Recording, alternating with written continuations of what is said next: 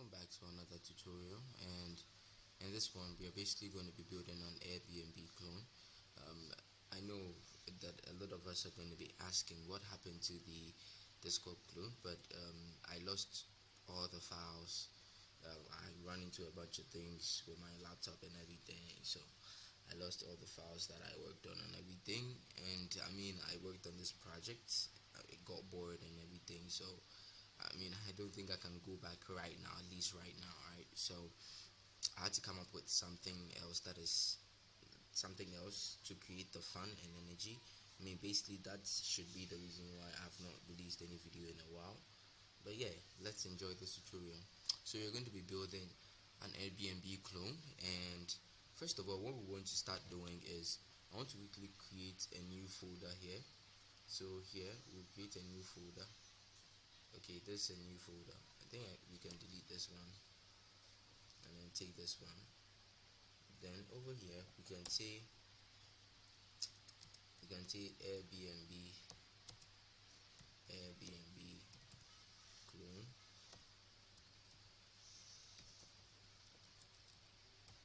Okay, so Airbnb clone, we save that. It says already contains does it? Do we? Okay, I guess we need to change the name. Airbnb video or tutorial, right? Airbnb tutorial. Then we save that. Then all we have to do is drag and drop this here, right? We drag and drop this. You can see that we have this one on the side. Let me quickly make this come to the side real quick. Okay, so now that we have our project here on one side, let me open up the terminal real quick. Then we have it here. So what we want to do is we want to first of all create our React application, right? So say npm create space Vite at latest. Then we do this just so it basically generates our React application inside our root. But I mean, we could do that. I mean, since at the end of the day, since we'll be having backend to also work with, I think the best thing to do is at least create like a client folder or something. So I could easily say client, or I could just say Airbnb, right? So Airbnb, then we enter. Okay, then once we enter, it should ask us to select one. We select React, and then we want to enable TypeScript, right? Now we have to cd into our Airbnb like it's saying. So cd space, then you press the first 2 or 3 letters, then hit tab so that auto completes for you. Hit enter. Now you have to do your npm install. You can also do npm I. It installs everything for you as you need. Then I mean, after this is done installing, we are just going to configure certain things. That is, we can come here and then change the name that is here, which is the title. The title here, we can make this title Airbnb. We can set the title to Airbnb. Should we make it clone? Okay, let's keep it like that. Then over here we can set the styling, and then over here this is where we are going to specify our font family, right? So we are going to be using a Nonito font family. I'm going to come here, but basically what I did was I came to search Nonito Google font, and then the first link, it gave me the first link, right? Give me the first link, and yes, I basically clicked on get font, and then I said I want to get embedded code. Then I went down, I copied this, and I came to paste it right around here, right? So we have basically every type of preference that we want of our font. We can get it inside through this importation, right? Now over here we can come here and basically just copy this into here, But I feel like honestly there's no need to specify this, no need to specify this. We can just leave it at this section. Even I could say this one as well, but and I'm seeing optical sizing sounds good to me. So yeah, we've been able to set up the font. Now we need to be able to add Tailwind. So in order for us to be able to do that, what you can do is in your browser you can say something like Vite Tailwind setup. Then you see the first link, you just enter. Yeah, and then you can see using React, you just follow the steps. I already have the link opened here, so there's no need. I would quickly come here. We've already set up our projects, no need to do that again. So over here I can just copy this. Let me reduce the size of this so we have more space to work with, and then I'll just paste this. Okay, so hit enter. It starts installing. While it's installing, we can work on the other things, which is here. Okay, so over here I can copy this content here and then come. Okay, so I guess we need to be able to create a Tailwind config file, right? So I'm quickly going to skip, or yeah, I'm quickly going to skip the video and wait for it to install. Okay, so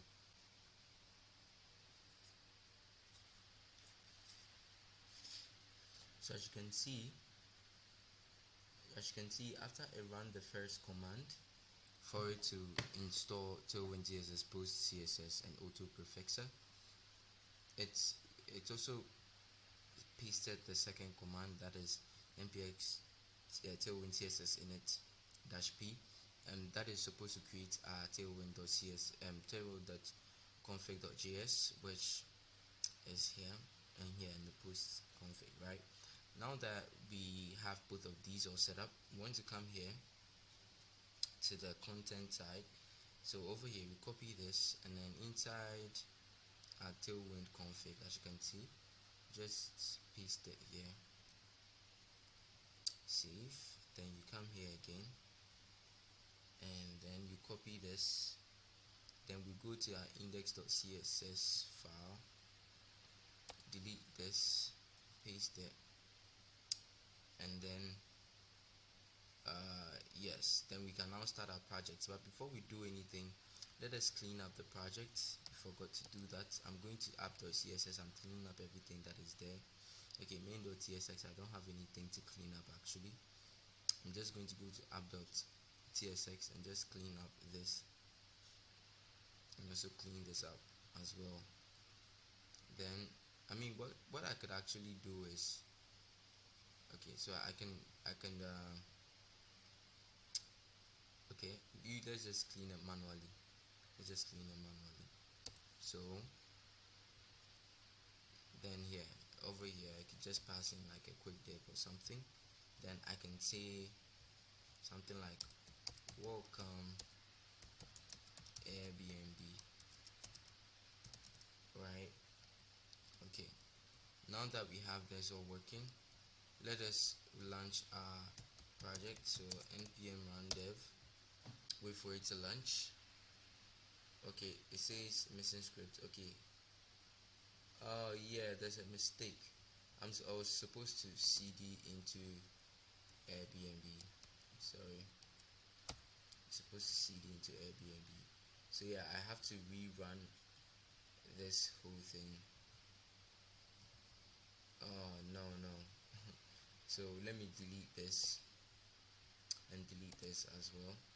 Now I have to cd into Airbnb, and then now rerun that setup that I ran before, which is this one.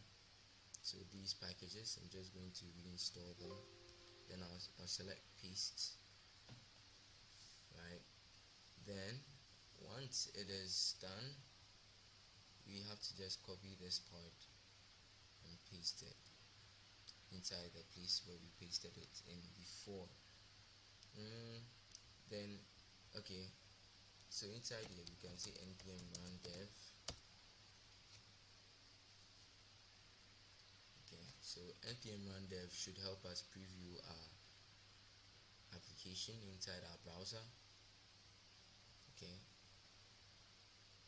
we're going to have to wait a little bit. So I'm going to cut the video from here. Once everything is all set up and done, we'll get back. Okay, there's no need to cut it anymore. Okay, so it's control, I'll just press control and click on it, and then you can see welcome Airbnb. What we can do is we can basically set a class name.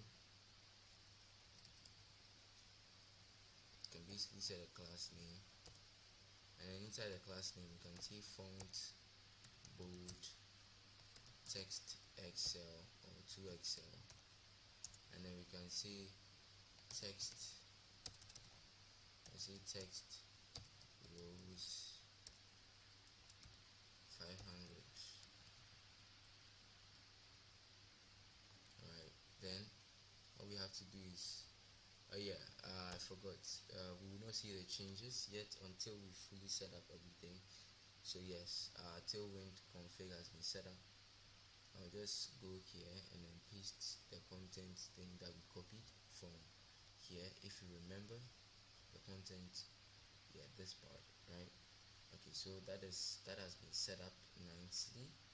Okay, we've already done this part, so let us just quickly restart. I think I would have to clean this up and then start again. So run dev. Okay, it's opening our Airbnb app for us. Okay, now when we go into our app.tsx, you can see the changes have been made successfully. Now for the last thing, inside our index.css, in order for us to be able to handle the styles a lot more easier, let us add these things. So we have HTML, the body, and root, and then inside we want to set the height to be 100%. Thank you. And then yes, now we should be able to work with items and components inside our application seamlessly.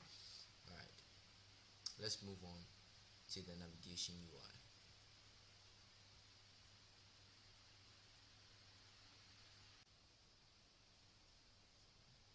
Alright, so now we want to work on the navbar, right?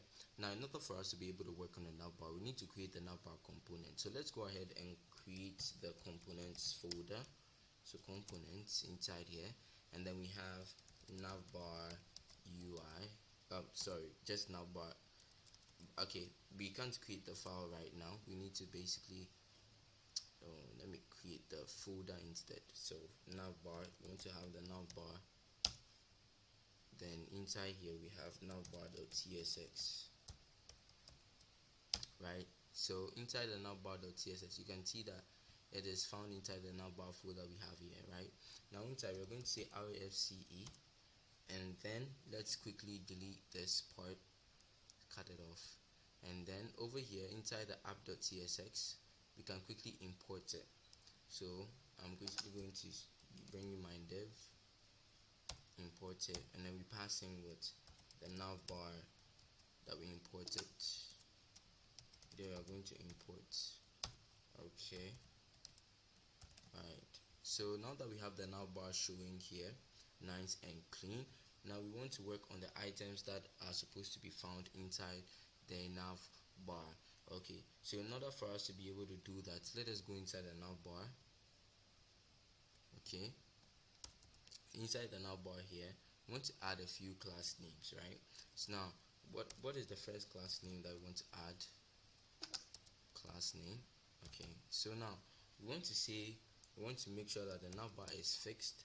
Then we want to give it a width, a full width, right, or a width of 100%. However, then we want to give it a BG white,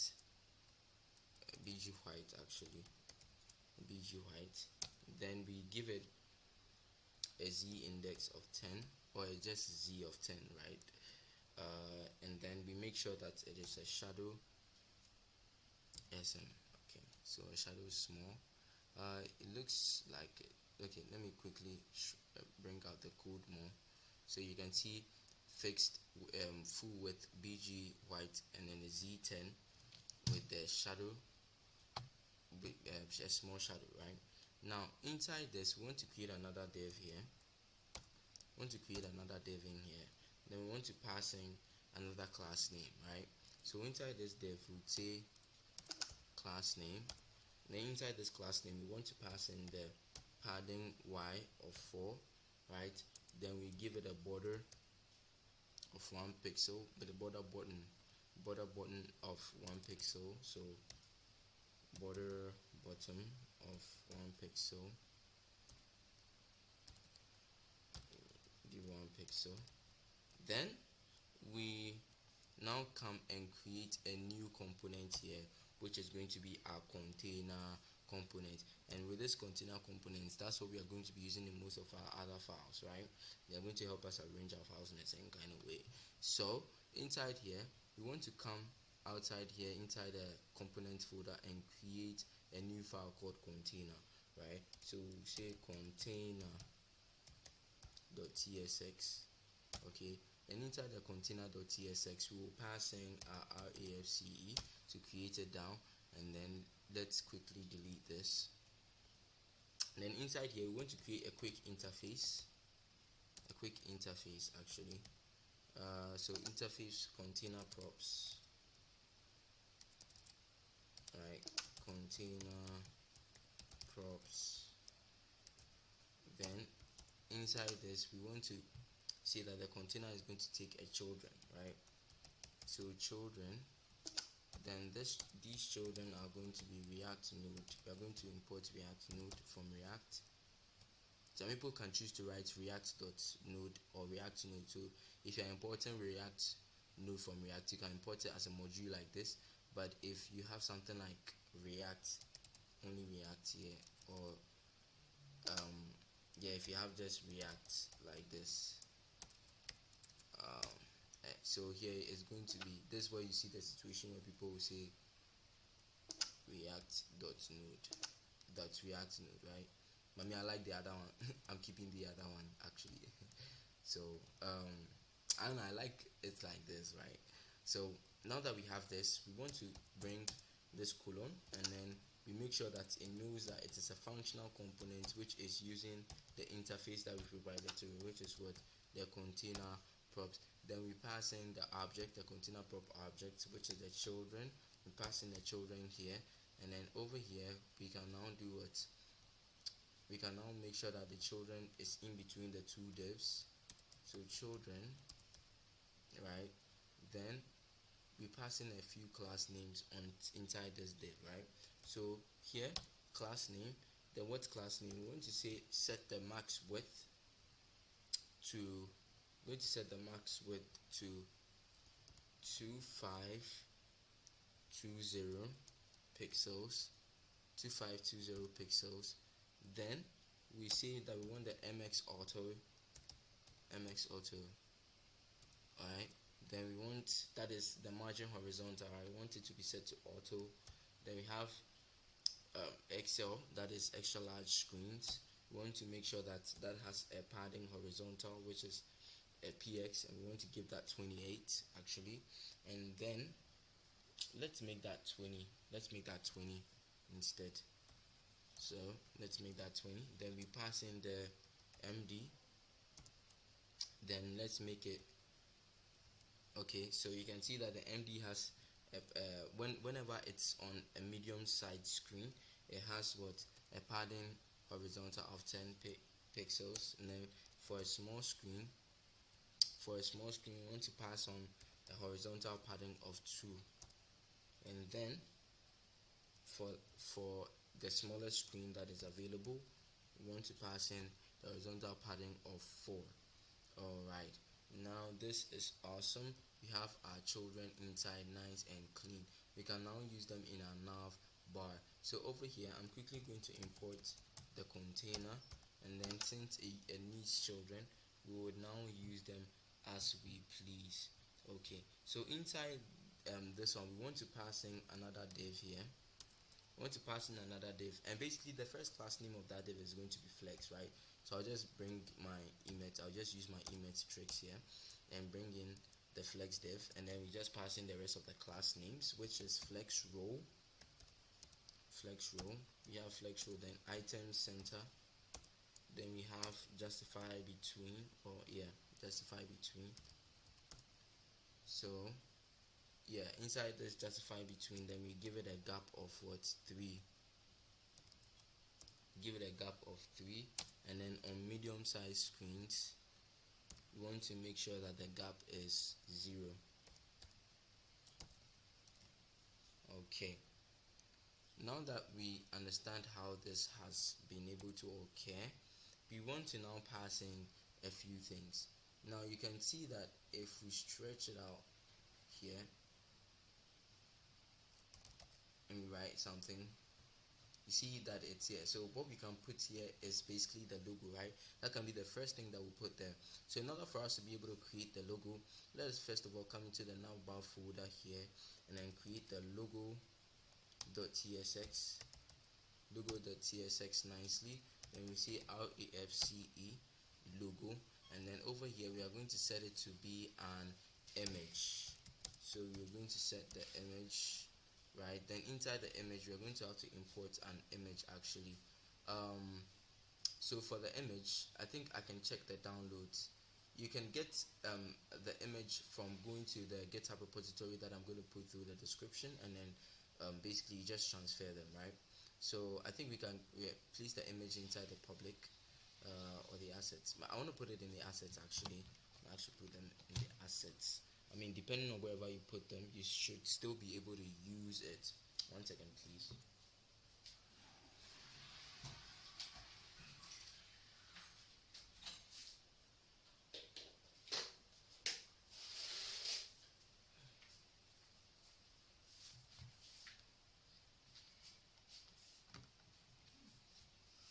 Alright, so now that I think we can go to the downloads. So we're in the downloads now. I think all I have to do is take this one, this particular, oh no, mistake. Yeah, so I'm just going to drag and drop this into, I'm going to have to create a separate folder and name that images. So the images folder, then I'm going to drag and drop the images here. Then I'll just delete this one. Then this one I'm just going to rename it to Airbnb. Airbnb.png. Then, or I could, name it logo so that we can easily call it. Then over here, okay, I mean along the line I'll keep importing the images so you can see them. Right, so now that we have the logo image in here, we want to import it at the top, right? So we want to import the logo from the assets, right? So inside the assets, then we have images, then inside the image we have the logo. This is awesome. Okay, so now that we have this, what we want to do is we want to pass the logo inside. So pass in the logo, and you should see, okay, it's not appearing yet because we have not shown it inside our navbar. So here we are going to import the logo basically. Then we close the component since it's okay, so it's here, right? We have the logo here, nice and big. So we basically need to be able to style it so that it fits into the corner it deserves. Okay, so now inside the logo we want to give it an alternative text of logo. Now we want to pass in a few class names. Now what is the class name? We are going to give it hidden, and then we are going to say that when we are on a medium screen we want to give it block, right? That is when the screen is on a medium we want to show it, and then we want to give it a cursor pointer. Okay, this is awesome.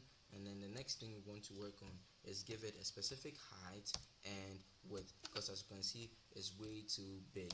So I'm going to pass in the width, and that is also going to be 100. Okay, so you can see that it is all fitted here, nice and clean. Now we need to go and then add our next component, which is the search component. So for the search component, we will come here right below here, and then we can just create this search basically, and then come here. So inside our navbar here, we can actually add our search. So we can say search.csx, right? Then inside our search.csx, you can say RAFCE search, okay? And then we just have to import this, and then we should be ready to go. Okay, so we have our search components here. It's showing right here. We are quickly going to pass in create and style it in a certain type of way so that it will fit into our project the way we want it. Let us first of all delete this and delete that. Then we'll come into the first div here and then pass in a few class names, right? So inside we're going to pass in this class name. We are going to say that this first div should take a border of 1 pixel, but you don't need to specify, just say border, and it automatically adds the 1 pixel. Then we give it a full width, and then we pass in. We see that when it's on medium screens, we want to set the width to be all 2. Okay, so now that we've been able to set that up, we would go and say that we want the padding Y to be 20, which is the vertical padding, right? Or padding vertical if you're using React Native. Then we have rounded full, right? That's because of how we want the border radius to look like. Okay, so now that we have the rounded full, what we want to do is we want to add a shadow. Okay, it looks like our code seems to be entering inside, so let's pass in the shadow. So the shadow, we are going to pass in shadow SM, and then we are going to pass in a hover effect. Now when we hover over it, we want to give it a shadow as well. When we hover, we want to give it a shadow. I want to pass in the hover again so I can use the snippet to type faster. So hover, then we pass in the shadow MD. Okay, then we can give it a transition, right, and then set the cursor pointer. Okay, right, now that we have this all working like how we expect it to be, as you can see, it's here. We can hover over it and everything. What we want to do is we want to add a few divs inside and then specify certain things inside these little divs. Alright, so what are the first things that we want to add? So I'm going to create another div, and then the first class name is basically going to be flex. So I'm just going to add it already. Then after flex, I would specify, I would say flex row. Then I would give it an item center. And then a justify between. Okay, so now that has been worked out, I want to come inside this particular one, and then I want to pass in another div. Now for this particular div, the first class name is going to be a text SM, so I'm basically going to pass in that text SM inside. Then I would say something like anywhere, so I would say anywhere. Then inside this anywhere, what I'm going to do is I'm going to style it, right? So here I'm going to say that the font is going to be semi-bold, right? So semi-bold, and then we make sure that we give it a horizontal padding of 4, right? We can see that working out how we expect it to. Okay, but I don't know, there's something about this one that seems to be a little big in my eyes. I don't know. Let us expand this. Okay,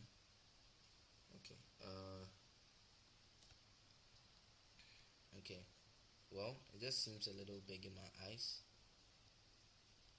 but okay. I think the padding Y has to be just 2 because it just seems a little big.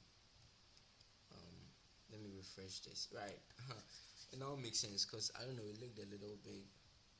Alright, so we fixed it. Let's get to work. Okay, so now that we have the anywhere set up like how we expect it to be set up, we want to come under the anywhere and then add another div. But this div, its first class is going to be hidden. right? That means when we are on small devices, we want it to be hidden, and then we write any week. Okay, so inside the second div we have any week. We are going to pass in a few class names into the any week, and inside that we're going to say that on small screens we want it to show, right? So on the smallest screens we want it to be hidden, but on a specific small screen size we want it to be we want it to show. That's why I'm giving it a block display. Then we say that the text, we want the text to also be small. Then we pass in a font. We pass in a font of semi-bold or semi-bold, basically. And then inside we say we want PS6, that is horizontal padding of 6, and we give it a border. Give it a border X, right? Or horizontal border, I think border X, border X, some like horizontal border, but it's more of, you would see it once I do it. Okay, so it's here 1 pixel, right? Then we now pass in, what do we now pass in? We're now passing the, okay, let me make sure that you see the horizontal border that I'm talking about. So this is what I'm talking about, right? Let me reduce the size of this, and then so this one we're going to say flex 1, okay, and then we say we want the text to fit the center of whatever it's containing. Now you can see anywhere, any week over here, right? Working as it should be. Alright, this is awesome. We can basically now move on to the next div.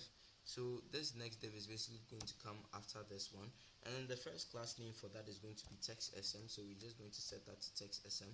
Looks like your code editor is trying to be a little slow, so okay, so okay, I don't know why it's being slow, but let's just work, right? So we have this div.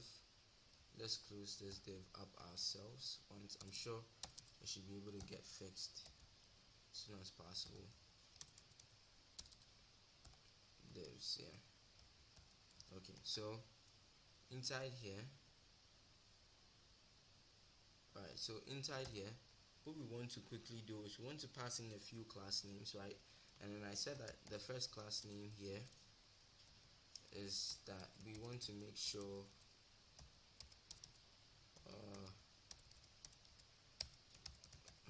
okay, snippets, we're going to make this faster, but yeah, it's here.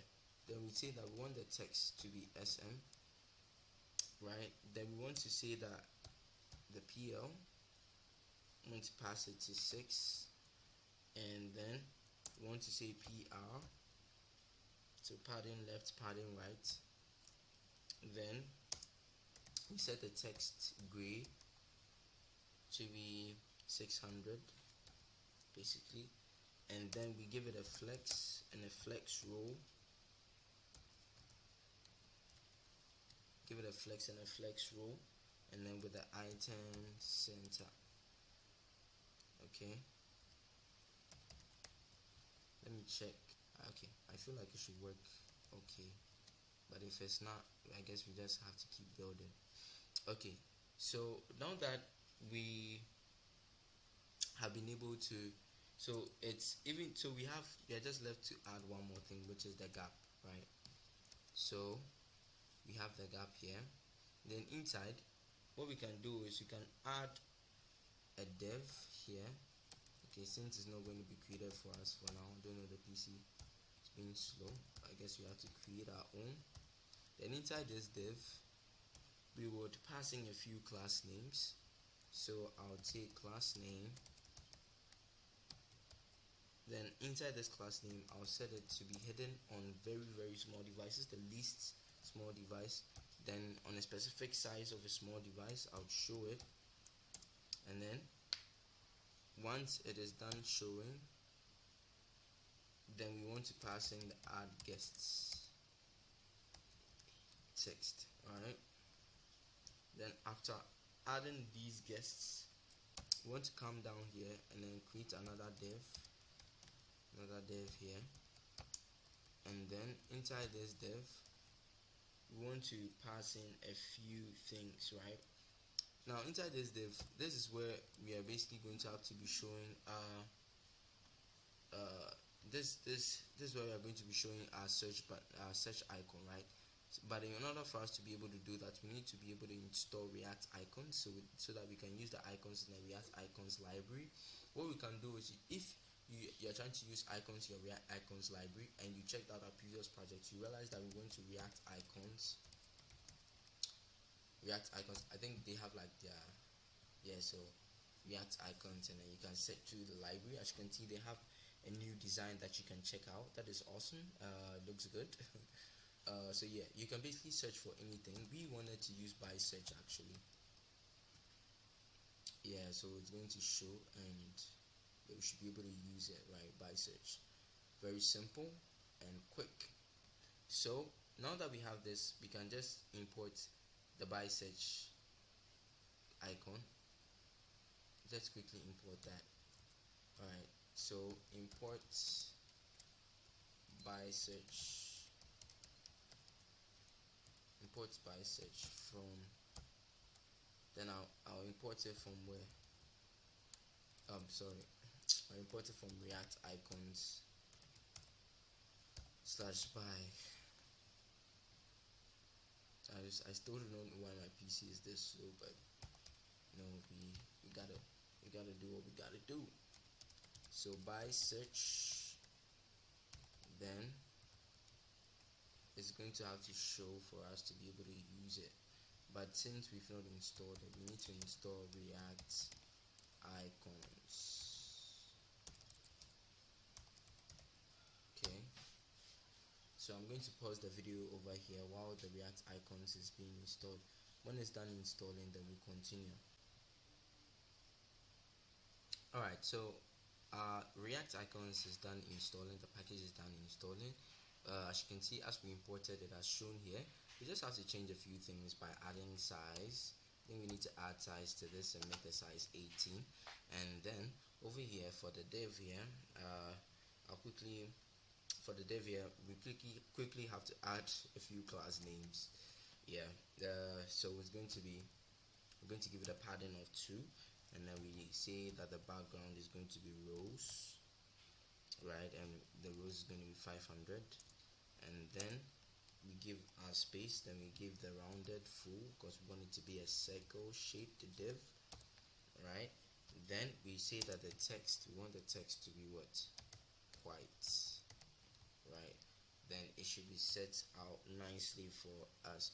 This is awesome, and we have made significant progress here. Okay, so now that we are done with the search component, we want to move to the next component that we need here, and that is going to be the user menu. So that is basically the point where we're going to be accessing the user login profile, and so you see all those little things, right? Now, so over here we can quickly write user menu, right, so that you know that it's there and that component is missing, right? So in order for us to be able to have that user menu, let us go into our Navbar folder and create the user menu over there. So that is going to be user menu.tsx.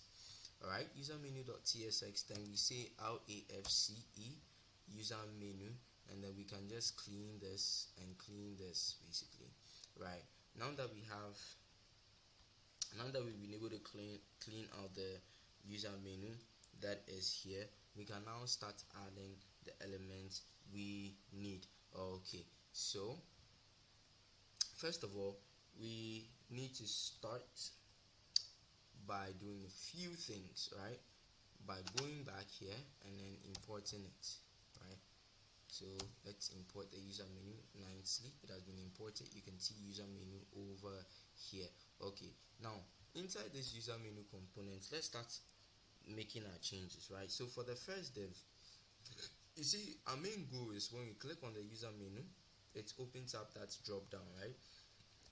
So here we are going to set the first main div to be a class name or position relative, right? I want to give a position relative, and then now that it has that, we want to come inside and create another div.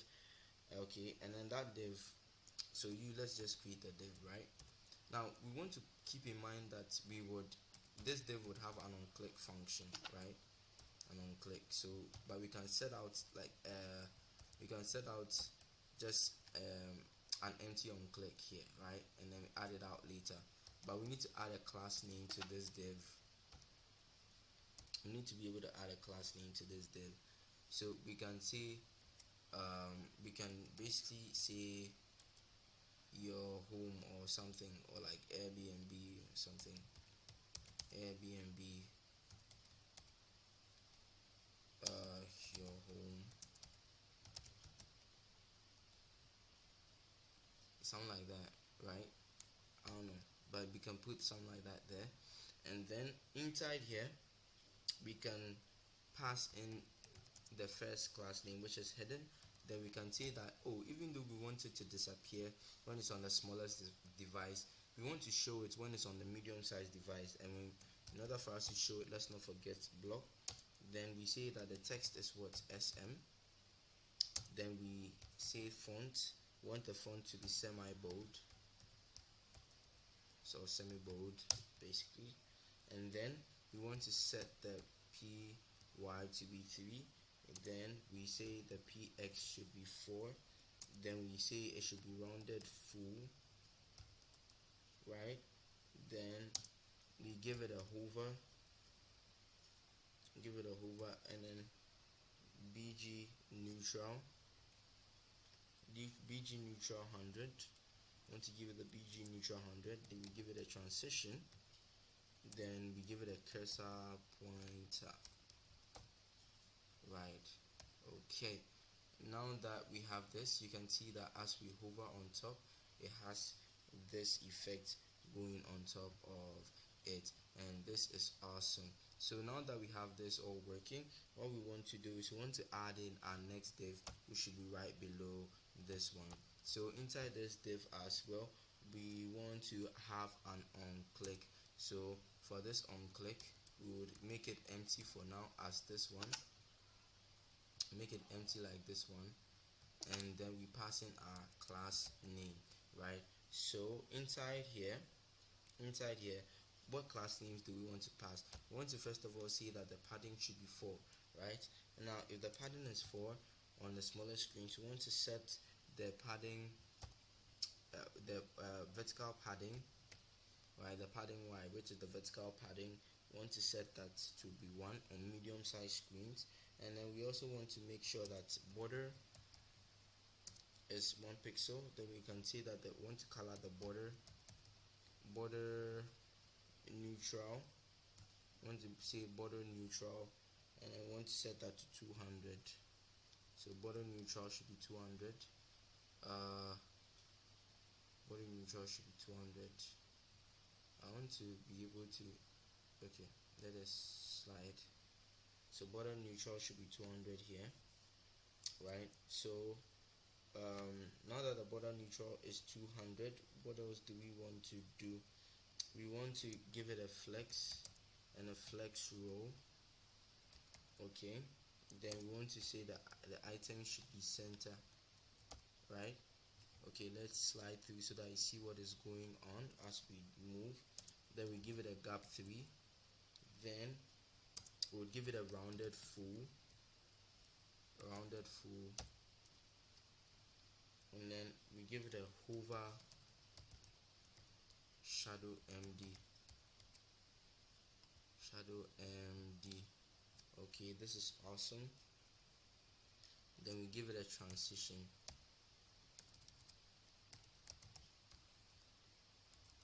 Okay, this is awesome as well. Then inside here, we can pass in an AI outline. Okay, so we see AI outline, and that is basically going to be a React icon that we would have to import. So AI outline menu. So that is basically going to be our hamburger menu. Then let's import our AI outline menu. So we are going to do that by coming up here and then importing it as a module. So AI outline menu. Then we are going to import it from React icons /AI, right? Okay, so now that we've been able to import this, let's refresh. Okay, it still says, oh yeah, this has to be small I. So I'm going to copy this and paste it here. Okay, so it should work now. Okay, so as you can see, this is it. It works as we expect it to work. Okay, now that we have this working, what we want to do is right under here, we want to add another div right here, right? Then inside this div, we want to add our avatar component. Okay, so but let's give it a class name. So we are going to say that on the smaller screens, we want to hide this div, right? But whenever we get to the medium screens, we want to show it, right? So block. Okay, then inside we can create our avatar. Okay, so inside the avatar here, since you are going to be using it in other components, what we can do is you can just create avatar.tsx inside the component, not the navbar, inside the components, avatar.tsx. Then we say RAFCE creates the avatar for us. Delete this, then we can now import this avatar real quick. Okay,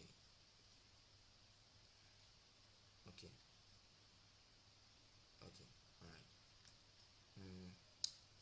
Okay, so inside this avatar here, what we really want to do is over here, we want to pass in an image, right? We want to use an image. So inside here we can import our avatar, right? We can quickly import our avatar for us to use. So that should be import no user from, or no avatar. We can say import no avatar, so it makes more sense. From where? From the assets folder, assets /images /what, no avatar. But for us to be able to use it, we need to go to the downloads, like I showed you before when we were starting the video, where you can get the images for you to use in your project. Go to my GitHub repository that I'm going to put inside the description, and then yeah, you can check the assets and then yes, use it, right? So over here we have, so I'm just going to say avatar.png basically. Then over here I would say avatar.png, and then we just have to use that here. So no avatar, no avatar. Okay, so it is here. You can see that it's big, very big over here, right? So what we can do is we can basically write avatar as the alternative text, and then we can add a class name of rounded full, right? Rounded full. Then after rounded full, we can say that what we want to set the height. To 30, and then we set the width to 30 as well. Okay, all right. So now that we are done with that, what we can do is I think for this part we're supposed to pass in 2, yeah, then it gives like that space that we need. Now that we've been able to pass that, what we need to do is, you see how this one has been like, you see how they are arranged. We need to be able to wrap them around the div. So we create the div here, and I'll cut this div, and I'll come and paste it right around here. right? Wrap them around this div, and then over here we give it a class name. Then inside this class name, we're going to say it's going to be flex row. Then we say the item should be in the center, right? And then we pass in a gap 3. Okay, so now that we've been able to pass in the gap and everything and wrap it well, now what we want to do right now is we want to make sure that whenever we click on this, right, it shows that menu, right, that drop down where we can log in, log out, basically access the user menu, right? Now in order for us to be able to do that, we need to come here and create a state and say, so we want to say is open, and then set is open, right? Set is open, and then we give that a use state, right? We can give that a use state, and then we can set it to boolean, and we can say that this is going to be what? False at the beginning, right? It's going to be set to false at the beginning. We can, I think for this particular one, you can decide to set the type or not set the type. Doesn't really matter like that. So let's just take it off. Doesn't really matter like that. So yeah, we have set is open, set is open, and set is open. We can set that to our false, right? Then under here we can create a toggle menu function. Okay, then inside this toggle menu function, we want to do a few things. We want to set is open, right? We want to set is open to its previous state. So we could pass in a previous state, and then so we can say previous as the parameter, and then what is not previous, right? So this is basically how we do it. We save it up and it gets arranged nicely, right? Now maybe we want to verify. How do we verify? I would come to log, and I'll say it's open, right? So now that we have this toggle menu here, what we want to do is, you see over here, we can just pass in the toggle menu. So the toggle menu, then I can Control Shift I inside the browser. It brings out the console. Let's quickly refresh this. Okay, then all we have to do is, you see, true, false, true, false, true, false, true, false. You can see it switch out there like that, and that is awesome. Okay, let me quickly close this so that we can have everything here again. Then we can continue doing what we want to do. So now that we've been able to set up this quick functionality here, let me cut this out. What we want to do is we want to create a condition right at the edge over here. So after the last button, in between the last button and the last div, right, we want to create this curly braces here, and then we want to say if is open exists, right? If it's true, if is open state is true, we want to render the following, right? We want to render the following, which is obviously the menu, right? So what do we want to render inside the menu? First of all, we are going to pass in the first div, and then this div is going to have a class name, right? So what class name is that? We're going to pass in a class name of absolute. That is the position absolute, which is going to be relative to the first one that we had at the top over here. Okay, so here it is. So position absolute. Then inside here we have what? Rounded XL, right? Then we have our shadow MD. Then we have the width, and then the width is going to be 40 viewport height. So that is what 40 viewport width actually. So we set that 40 viewport width, and then we can go. I think I have to slide through. Why don't we push the class name to the next line, right, like this, so that we can easily navigate through and see. So over here we want to set the width on the medium screen. We want to say that the width, whenever it's on the medium screen, is what? 3/4. Okay, and then we want to say that we want to give it a BG white. We want to give it a BG white, and then overflow heading. Okay, so then we say write 0, write 0.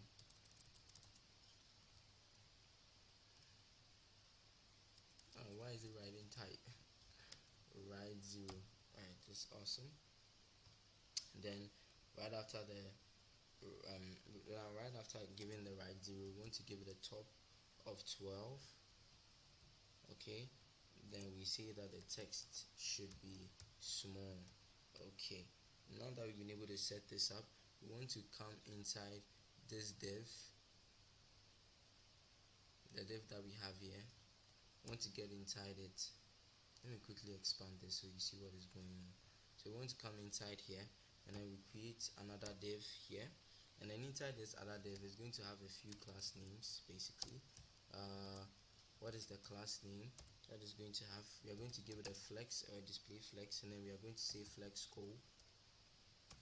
Then I would say cursor pointer, and then inside here we are going to put in some empty fragments so that we can display the menu items.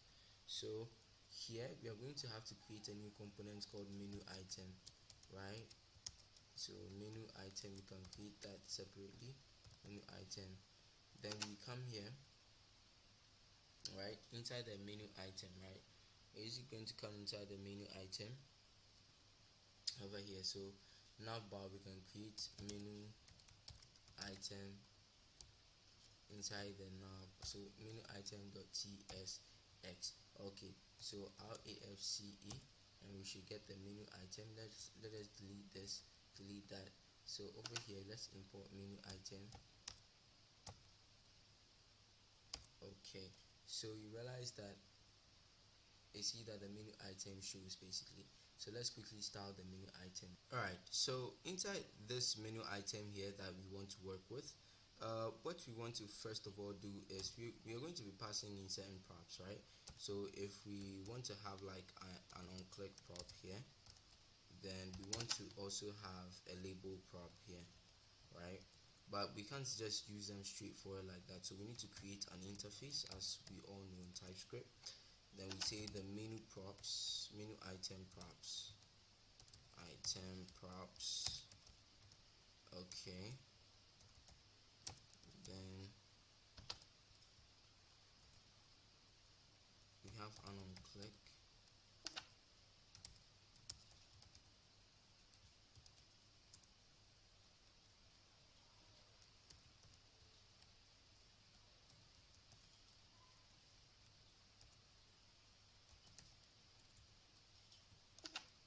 Oh, so we see the label,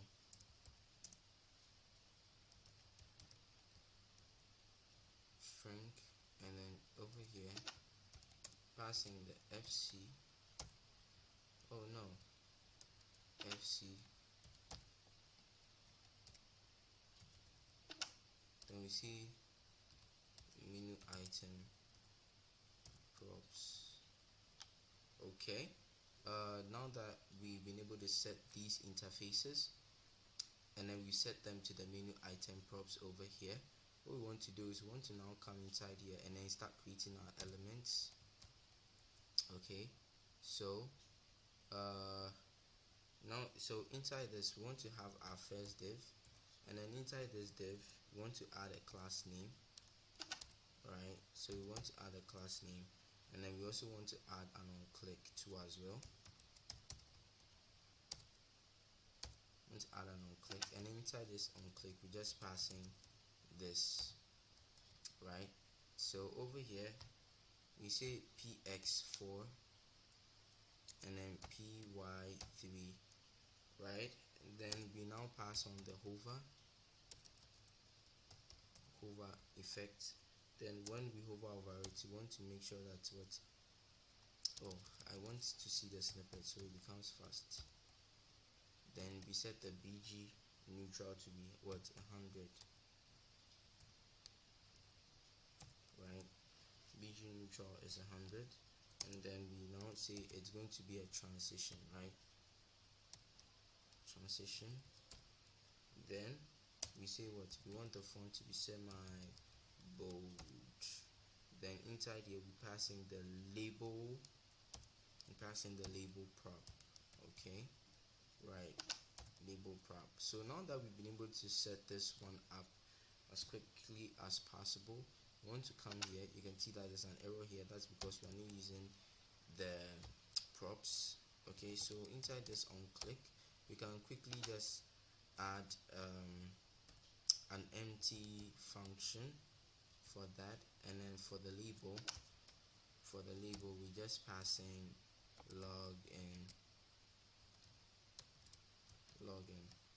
and then so you can see login, right? And then we can do the same for sign up, basically. So sign up.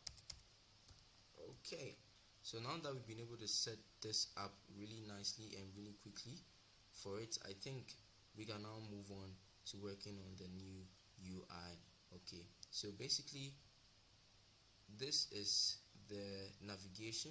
If we maximize the screen, you can see that this is it. And then if we use a device, it's actually a plugin. I'm not sponsored by this plugin, but it was actually recommended to me by a friend. What's the name? Let me check the extensions. I think Mobile Simulator Responsive. Yeah, I was recommended. Okay, Responsive Testing 2 was recommended to me by my friend, so you can check that out. I'm not sponsored by them, by the way.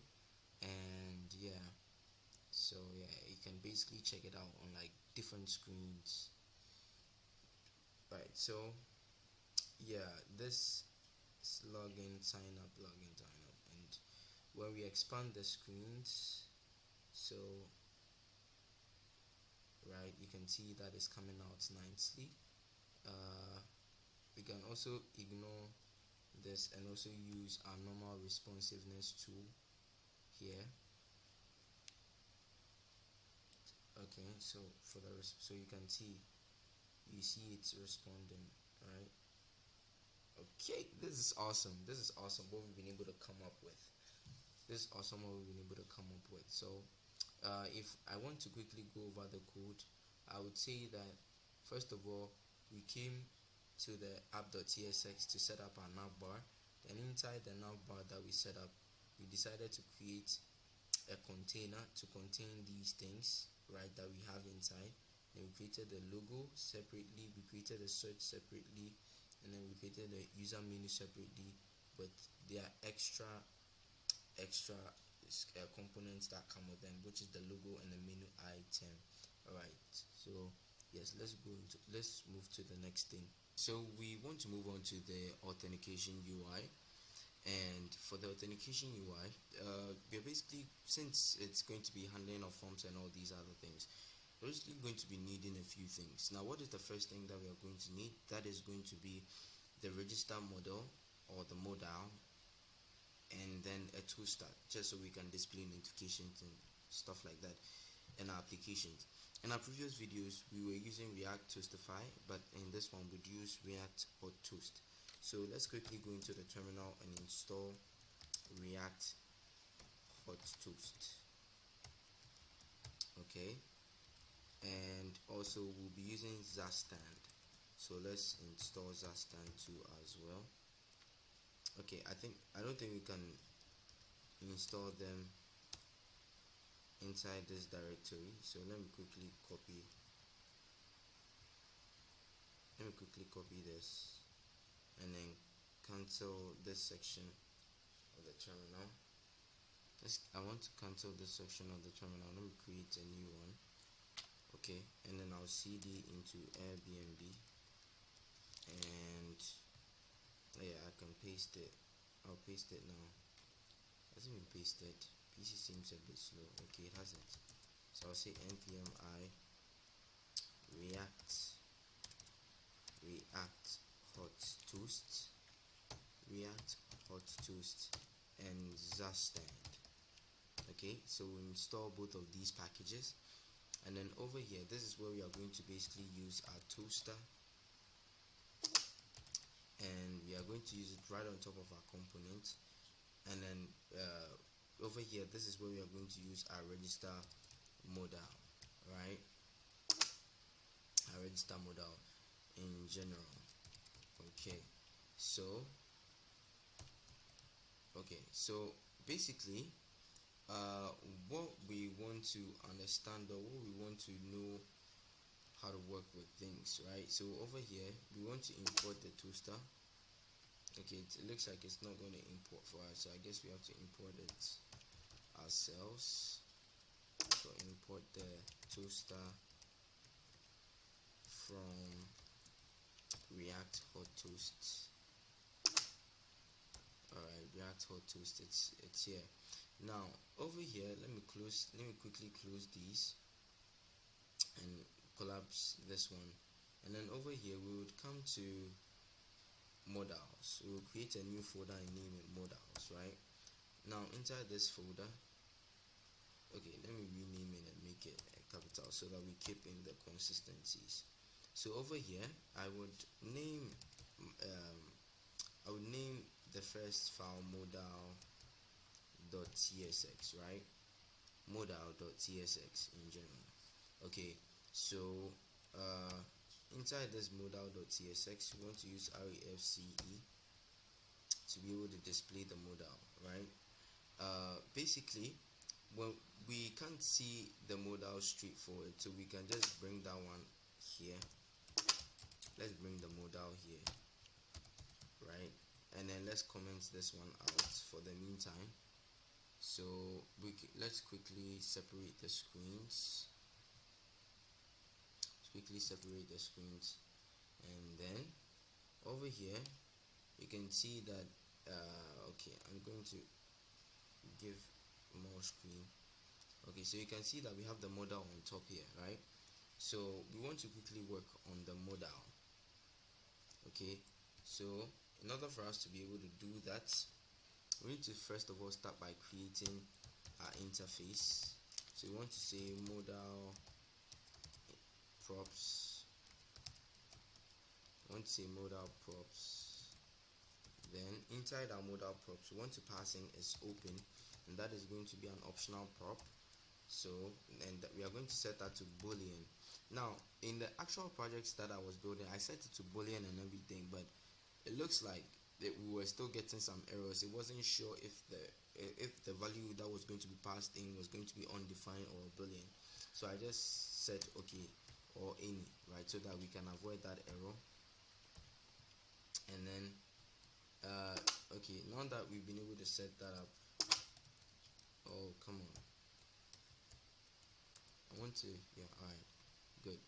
Now over here we will now pass in the onClose. That is going to be, as for that one, is going to be a required prop, so we don't pass the question mark onto it. Then we say on submit. On submit is basically going to, okay, so here, over here, right, on submit here, and then we can pass in the title. We can pass in the title. The title basically has to be optional, and then we pass in the string type, and then we see that the body obviously is also going to be optional, and then we pass in string obviously. And then when it comes to the foot, okay, wait, for the title being a string, for the body we are going to have to pass in React element. Sorry about that mistake. Right, then for the footer, which is going to be the same thing, React element here, right? Okay, now that we've been able to set that up, let's go to the action label,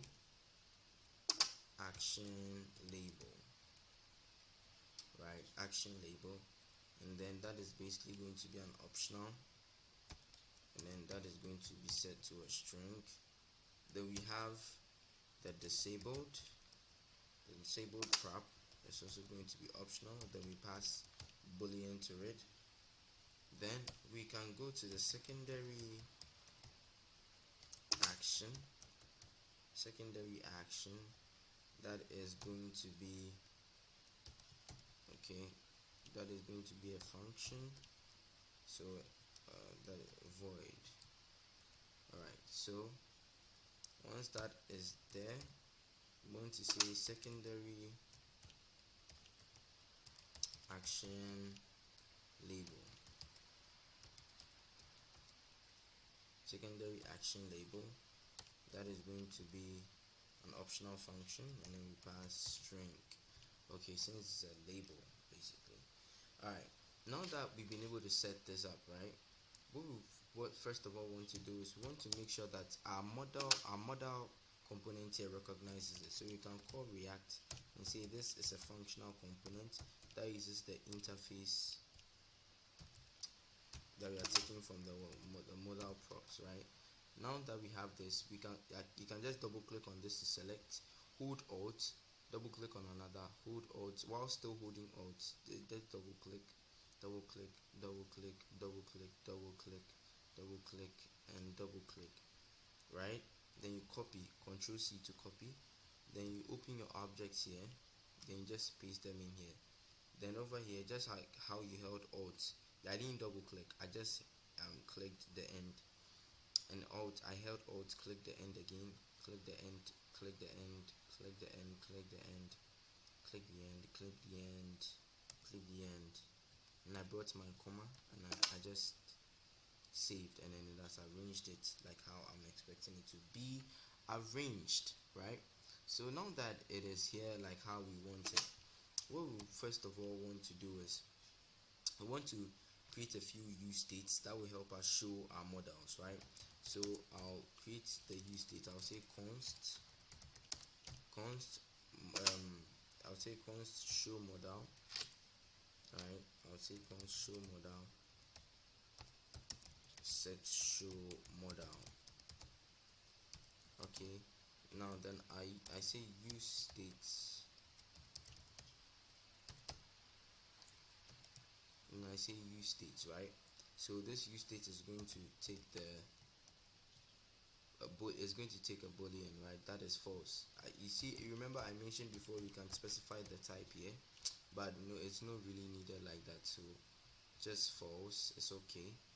Then under here we can use our use effect. We can import that, or we can just use the snippets and then quickly take this one out, import this.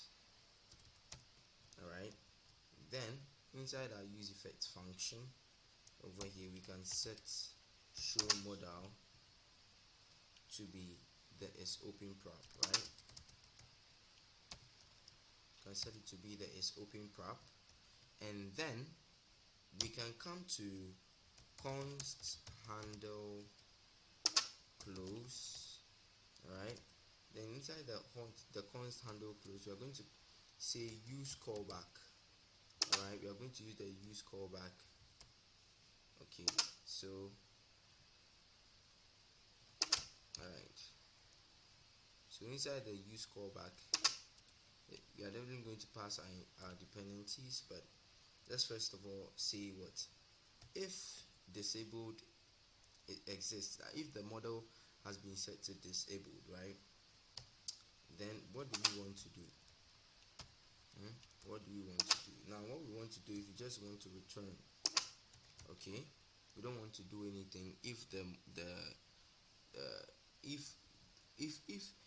we want to close the model, right? If we want to close the model, and if we want to close the model, but the model maybe due to some loading or something has been set to disabled, we don't want to do anything. We just want to return, regardless of whether you are clicking on the close button, right? So that is why we are returning the disabled prop, right, in the handle close function, right? Now after we've been able to check for that particular situation, we can now set show modal to be false in case that is not the issue that we encountered or we set things up for, right? Just in case that wasn't for that issue, right? So basically then we set timeout. Set timeout.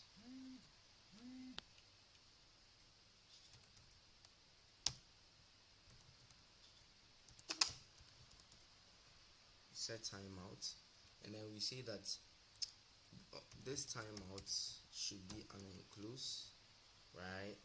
And then we just initialize the function, the unclose function inside. Then we set it to 300 milliseconds. That should be here. 300 milliseconds. Alright, this is awesome.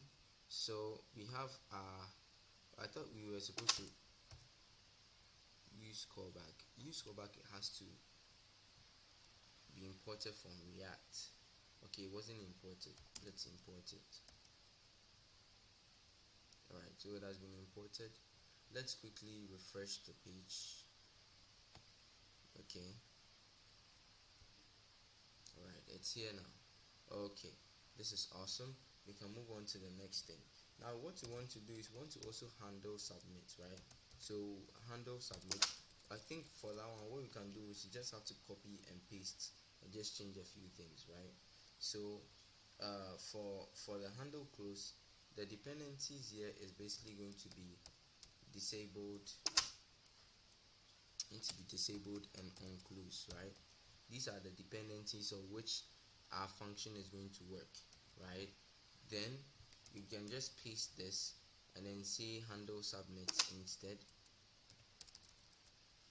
Handle submit, or handle submit, however you want to call it.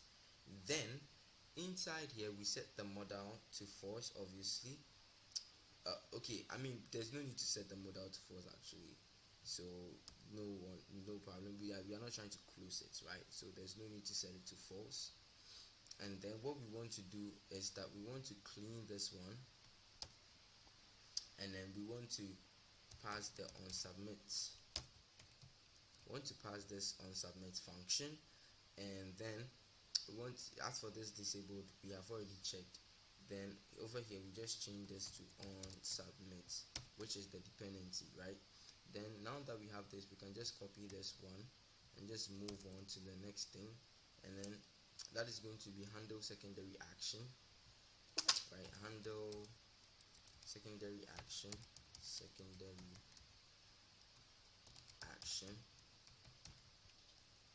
handle secondary action. Now for the handle secondary action, what we want to do is we don't want to only check for disabled, but I also want to check if there is no secondary action, right? So if there is no secondary action, just return. Or if the model has been disabled due to some actions or whatever that is going on, just return. Don't do anything else, right? Now we just have to change this to what? Secondary action function, right? Secondary action function, right? And then over here we just make this secondary action, right? So I mean, now that we've been able to set this up, let's go into our return statement and start writing something, something we can display onto the page. I think I have to use this.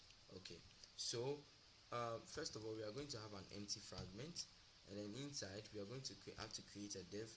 The first class name for that div is flex, so we are just going to create that, and then inside we are going to pass in the following class names. We pass in specify center, item center, overflow x hidden, actually overflow x hidden. Then we pass in what? Overflow y auto. We can pass in overflow y auto, and then we pass in fixed. Then we pass in insert 0. Then we pass in z50. We pass in z50. Okay, then we go on to add the outline none. We want to say outline none basically, and then we want to set the bg neutral to 800 over 70. 800 over 70. Then right after that, now before we move on, we need to make sure that we see that in case it's not open, in case we don't set it's open, right, or it's open is not set to true, we want to just return, right, just want to return. And so right, just want to return. So basically this should, then we can, oh, why is it frozen? Over here we can just come and pass is open. Oh, is open is equal to true is still the same thing, right? It's the same as just leaving it like this, right? So when we set is open like this, we should be able to see our modal, right? We should be able to see it still. Okay, so now that we've been able to set it up, let's go back to the modal here, and then inside this one inside this one, right, we're going to have another div here, and then the first class is going to be relative. So I'm just going to create a div like this, and then inside this div you're going to have the following class names. We're going to say w full. Now on medium size screens, we want to set it to what? We want to say the width should be what? 4/6, right? Then we can say that on large screens we want to set the width to be 3/6, right? So 3/6. Then we can say that on the large screens, right, the large screens that we have, we want to set the width to be 2/5. Oh, it looks like I'm I'm using the wrong slashes. So yes, right, so extra large screens, that should be the size basically of the width. And then we can now say that the margin vertical should be 6, right? Margin vertical should be 6. Then we can say mx auto, that means the margin horizontal should be auto, and then we can give the full width, right? And then we can say that large screens should get an automatic height, right? And then we can say that medium screens should also get an automatic height. All right, now that we've been able to set this up, I want to go inside this one particular div here, right? Inside this one particular div, I want to pass in another div, right? And but you see, for this particular div, right, for its class names, we are going to set certain conditions inside this class name. So what we do is we open this curly braces, and then we use the backtick so that we can concatenate our logic, right? So first of all, the first one is going to be, we want to translate, right? We want to translate. Now we are translating for how long? So it's going to take the 300 instead. Then we set it to full, right? Then after, we can take, I want to make this come here so that we can see what is going on. Alright, so over here, then inside we can say that when we show the modal, right, when we show the modal in general, what do we want to do? We want to translate it. Let's put that in the quotation marks, right? So we want to translate y to 0, right? And then after, we would basically translate to full, right? So alright, so basically we are saying that if the modal shows translate in the y-axis 0, but if not, we just set it to this one, translate y full. Okay, then right after working on that, we can move on to another condition whereby we say that show modal, right?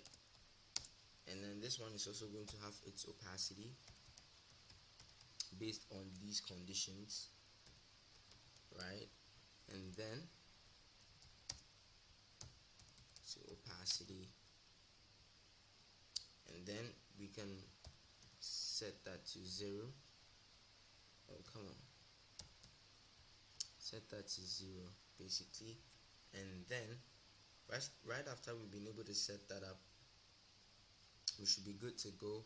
And then inside this div, we will create another div, and then that one, the first class name is going to have its translate, so we can just create that.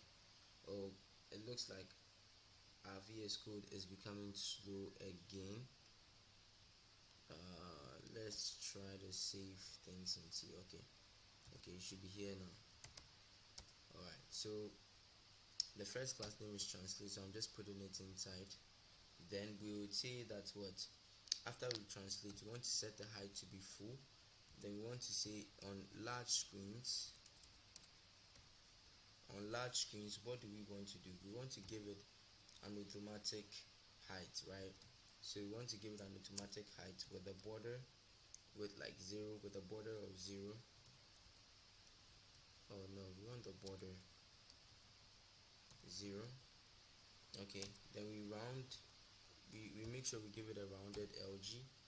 Then we give it a relative. Okay, then we save display flex. Then we save flex col or flex column. Then we give it a full width. Okay, then a BG white. Then we say outline none. Then focus outline. Then we basically want to say that whenever we are focused on it, we want to set the outline to be what? None. Okay, so on focus we want to set the outline to be none. Alright, so now that we've been able to set this up, what we want to do is inside this div, right? Just inside this div, right? Inside this div, we want to have extra divs inside this div, right? Okay, so quickly refreshing, see nothing still shows here. Let's keep working. So inside this div, we want to have extra divs inside this one, right? Now over here, let's clean this one real quick. Inside this, we want to set flex, right? Then item center. We want to set the item center. Then we want to set P6, the padding to be 6, and then rounded. We want to set the rounded to be what? We want to set it to be rounded, right? Rounded. Oh, I want to come rounded top. We want to set the rounded top to be I think let's make it MD. Okay, oh yeah, I mean rounded top, let's make it MD. Alright, then what else? Then we make the justify center. We set it to justify center. Then we set it to relative. Okay, then we set the border button to be 1 pixel. I guess we need to actually define it to be 1 pixel here. 1 pixel. Then right after that has been set up, you can see that it is right here, right? You can see it. Okay. So we are creating our modal component here. Okay, so inside here we want to create a button, right? So we want to create a button that is going to do a few things. So inside this button, let's pass in a few attributes. So we are going to set an on click on this button, right? And then this button is going to handle close in general. This button is going to handle close, right? Now let's give this button a few class names. Okay, let's give the button a few class names, right? But before we give the button a few class names, we need to add our icon, right? So what icon are we trying to install? Are we trying to add? We're trying to use IO close, right? So we can say IOMD close, close, then we close it. It's a closed component, so we'll just come up here and then import it from our React icons. So we come and then import it, pasting it inside, then from React icons, then we take it from IO. Alright, now that it is from IO, you can see it here, right? So what we can do is we can now add our class names. Let's add a class name now. For the class name for that particular button, what we would add to it is we want to make sure that first of all we give it a padding of 1. Okay, then we set the border to 0, right? And then after we pass in the hover, on hover, right? And then we set that to the opacity. So whenever you hover over it, you want to set the opacity to be 70, right? And then you pass on the transition, alright? And then the absolute, then we say left 9,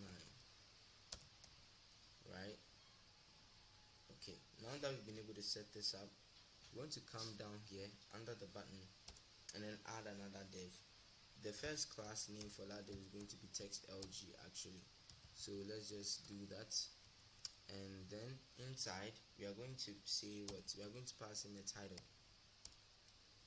So we are going to pass in the title, right? The title prop. Right, inside this title prop, if we want to see it, let's go to app.tsx and pass in the title prop, right? Then we can see something like register, right? Or login or something, right? I mean, it depends on whatever you want to write, right? Let me write the register, I think. Let's use that. I want to use that, alright? Or sign up. I want to use that. Okay. So now that we have this inside, you can see a change here, right? What we can do is you can go back here and then add the class names that were left, right? Now, that is going to be font semi-bold, right?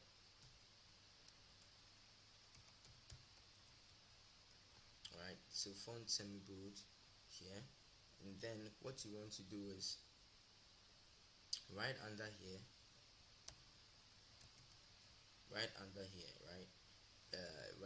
this div that we have over here, that which is the div under the title div, right? We create another div over here, okay? And then this div is basically going to contain the body, okay? So we can pass in the body prop over here, right? Then we give it a few class names. I mean, if I wrote anything inside the body, you should see it here, appear here, right? So let's pass in the body prop. Okay, now that we have the body prop, we need to give it a few class names actually. So what are the class names? Let me just write some text here, right? What are the class names? So the class names that we're going to pass inside the body is that we're going to set that to relative, right? And then we are going to set the padding to be 6. Then we say that the font should be semi-bold, right? And then you can see that here, this is what we have, nice and clean. Okay, so now that we have worked on the body, let me clean this sample text. I'm quickly going to come below this one and I'm going to create another div, right? And then inside this is where we are going to be having a secondary action button and stuff, right? This is where we are going to be adding our buttons. But before we do anything, let's first of all add our class names. Then we'll go and create our button component. Okay, so inside the class name here, what we are going to be passing in is we are going to say this is going to be display flex. Then we say it's going to be flex row. Oh, flex row. Okay, then we set that I'm coming once again. Looking at how things are going over here and how our things are arranged, I feel like we need to make a few changes. So let me quickly clean this first, right? Let us go to the body side, right? Just so we are safe in the future, just so we are safe in the future, let's make this flex auto. Alright, let's make this flex auto instead, and then let's come down here and then say flex code instead, right? Then we give it a gap of 2, and then we say p6, right? Okay, this is awesome. Now that we've been able to set this up, right, we want to come inside this div and again create another div inside this div, right? Then what are we going to do to this? Now this is where we are going to say, let's pass in our class name, right? So what are the class names that we want to pass to? We want to say it's display flex again, flex call, right? Then we want to set the gap to be 2, then we want to say p6, right? Now inside this, oh, that's a mistake actually, flex row. Okay, so then we set the item to be item center, right? And then we set the gap to be 4, and then, oh yeah, I think the gap should be 4. It's way better that way. And then but the width, we set the width to be full. Now inside here we want to display certain things based off of certain things, right? But before we display them, we need to create a button component, right? So let's quickly create a button. Let's quickly write it here, and then we come back to import it later, right? So inside we are going to come to the component here and then create a button. So we are basically going to say button.css, okay? Then we are going to say RAFCE, and then we create the button. Then inside here we just have to import the button that we created, right? Okay, so as you can see, the button is what is showing here. You can see that this is the button that is showing here actually. Okay, so what we want to do is we want to now go into the button and pass in props and then style it so that we can use it everywhere in our application. Okay, so let's go here and then let's quickly say interface. Let's create the interface for the button, right? Let's create the interface for the button, and then let's give it a label. Let's give it a label string or any.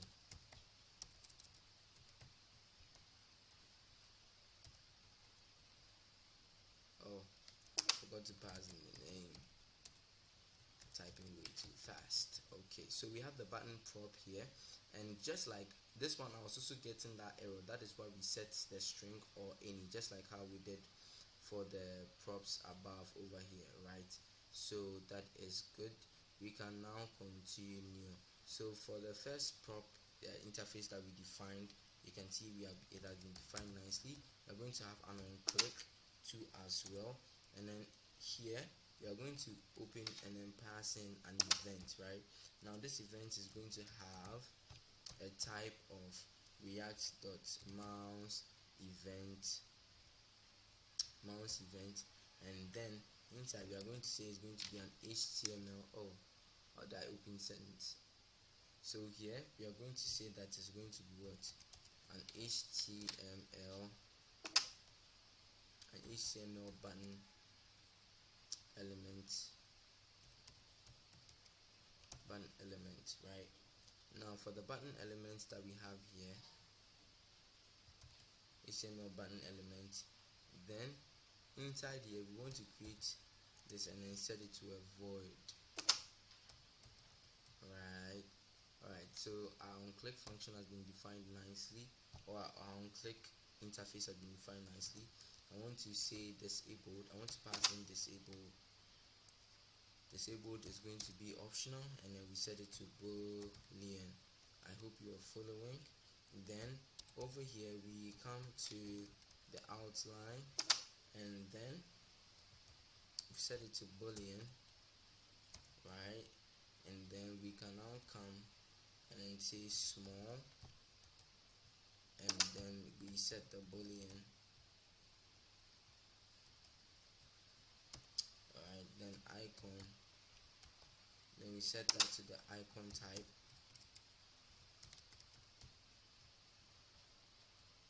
Set that to the icon type. But this icon type, you are going to have to import it from React Icons, right? So what we can do is we can just come and import. Okay, I think I have to write the icon type, and then we take it from React Icons, right? Okay, so now that we've been able to set this up, let us quickly define our functional components with the interface that we created. So we will say what's button props. Then after we have been able to set up the button props, what do? We pass in the objects here, and then we're passing all our interfaces in as we pass all our interfaces in as the props, right? So as I said before, I would double click on this to select. Now hold alt and double click the next one. Hold alt, double click. While I'm still holding, I'm double clicking, right? Then I just copy, then I come here to paste. Then I can just click at the end here, hold alt, click at the end here, click the end here, click the end, click the end, click the end, and then I will just end that over there. Okay, then we can now create our button and pass in the class names that we would use to style them, right?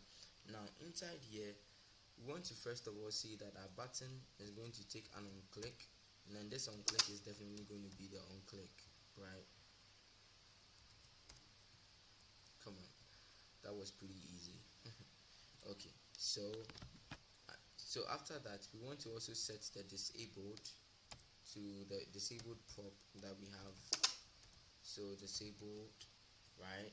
And then we want to give it some class names. Okay, so these class names, as usual, are going to be a little, so I'm creating these objects, and these curly braces, and then I'm adding the back text, right? And then inside we can now start by saying relative, right? So the button's first class name is going to be relative. Now we are saying that when the button is disabled, what do we want to do? We want to set the opacity to be 70.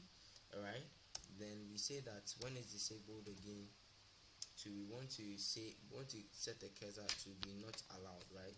So we want to say cursor not allowed here. Okay, so over here, what we can say is rounded LG, right? And then once we have the rounded LG, we can set the hover property.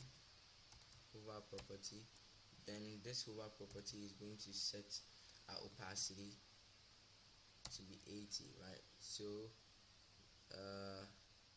whenever we hover our mouse over the button, we want to set the opacity to be what? 80. So I'll add it to this hover thing here, right? Now that has been able to work, we want to make sure that action is smooth, so we add a transition. Then we set the width to be full. Okay, now that the width has been set to be full, we can now write certain conditions to display certain styles, right? So over here, we can first of all set the outline, right? So we want to say that in case there's outline, we want to do a few things. So let's create our two conditional strings here. Let's end it nicely. Okay, it's already ended, right? So we can just write whatever we are looking for. So when the button has an outline prop assigned to it, right? Or when outline is set to true on the button component, what do we want to do? We want to set the background to be white. Okay, now that the background has been set to be white, in case the outline hasn't been passed, what do? We set the background to be rows 500, bg rows 500, right? Okay, let's see. Okay, everything works out fine. Everything works out fine. I don't think we have passed in any text yet for us to start seeing the changes, but I mean, we should start seeing the changes once we are done passing in the. Okay, but I mean, we can try. We can try. Let me write something. Yeah, you can see here, right? So let's keep applying the styles. Let's keep applying the styles. So you can see that we have this one all set up over here. You need another outline. Oh, come on. So I'm going to copy this one, and then I'll paste this, right? Let's give it its space.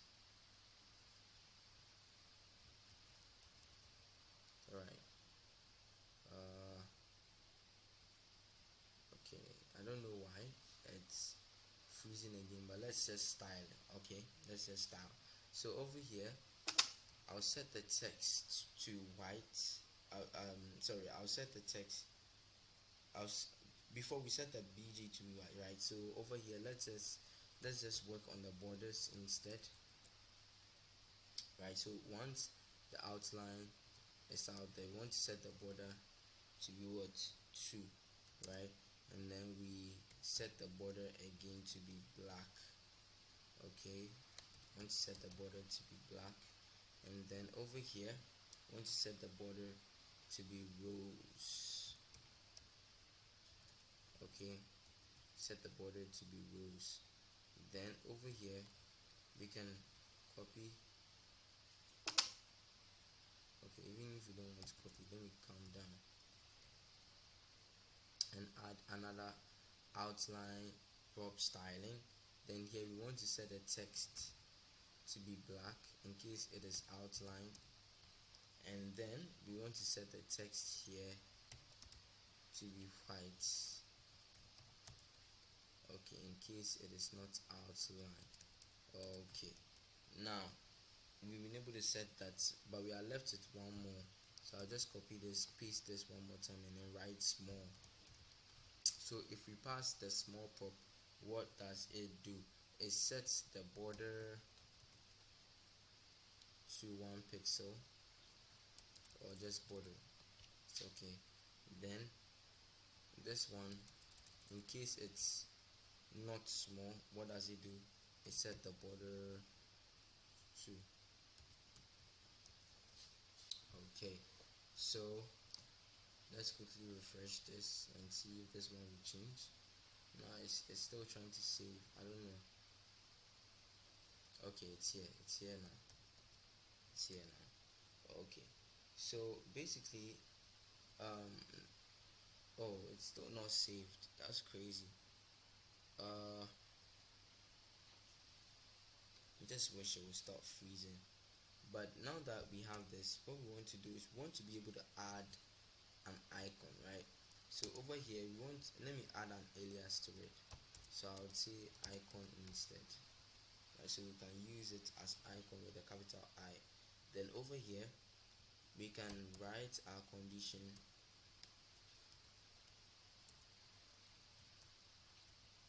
Let's say icon. Then inside here, what do we want to do? We want to display icon, right? Then size 24. Size 24. Then over here we want to set the class name. We want to set the class name to what? Absolute. Left 4 and top 3. Alright, then under here, in between here, we can just pass in the label. Okay, so we have to end this one here. Okay, this feels a little strange.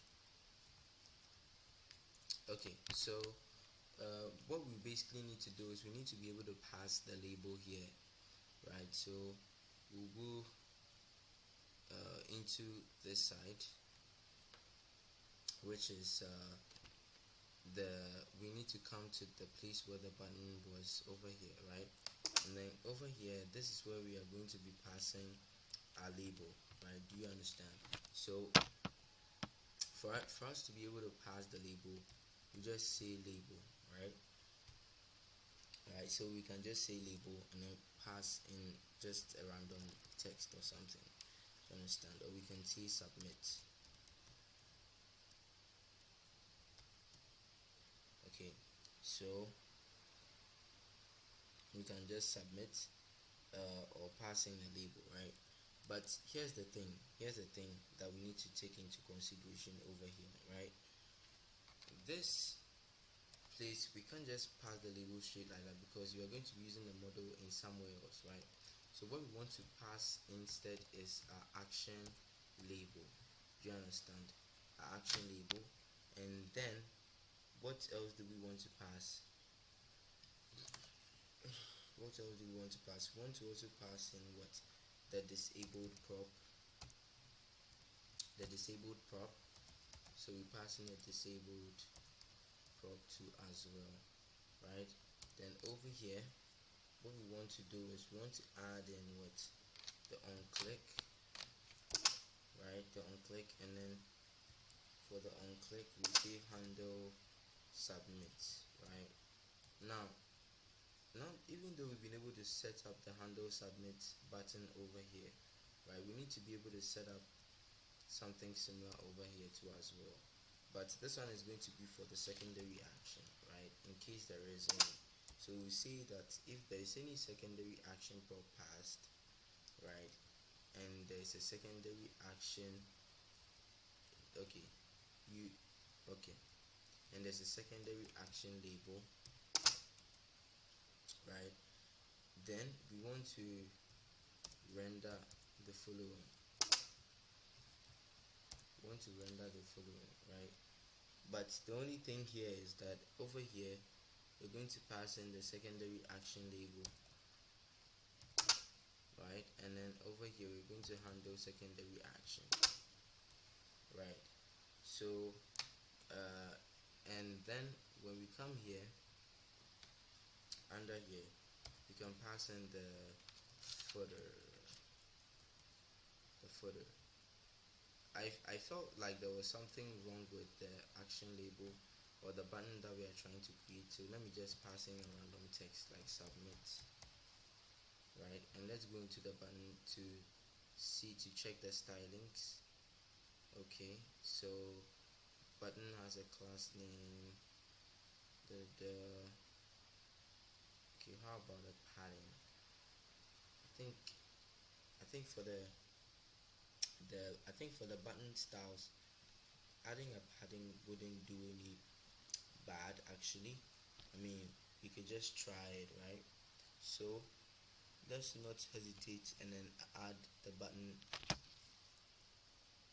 Let's not hesitate and let's just try to add it to see the results that we'll get, right? So looking at it, okay, we can't just add a padding like that, right? We can't just add the padding. What we want to do is we want to just set it into a small prop over here, right? So we just copy this and paste this, right? And then we will say that if small is there or if small exists, we want to set the font to what? Light, right? And then we want to take this font light and then paste it here and then change a few things, which is what we want to make sure this place is semi-bold or semi-bold, right? I think it's a small b. Alright, now that we have this, we can copy this one too as well, right? And then we can basically say that what, let's set, if it's a small, we can set the padding, the horizontal padding, which is py, to be 1. But when it is what, when it is not that, when that is not the case, we can set the py to be 3.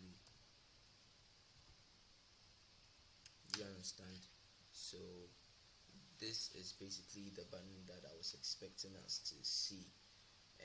So now it works like how we want it to work. Okay, so now that we understand this, and we have basically been able to set up, let's go to our model.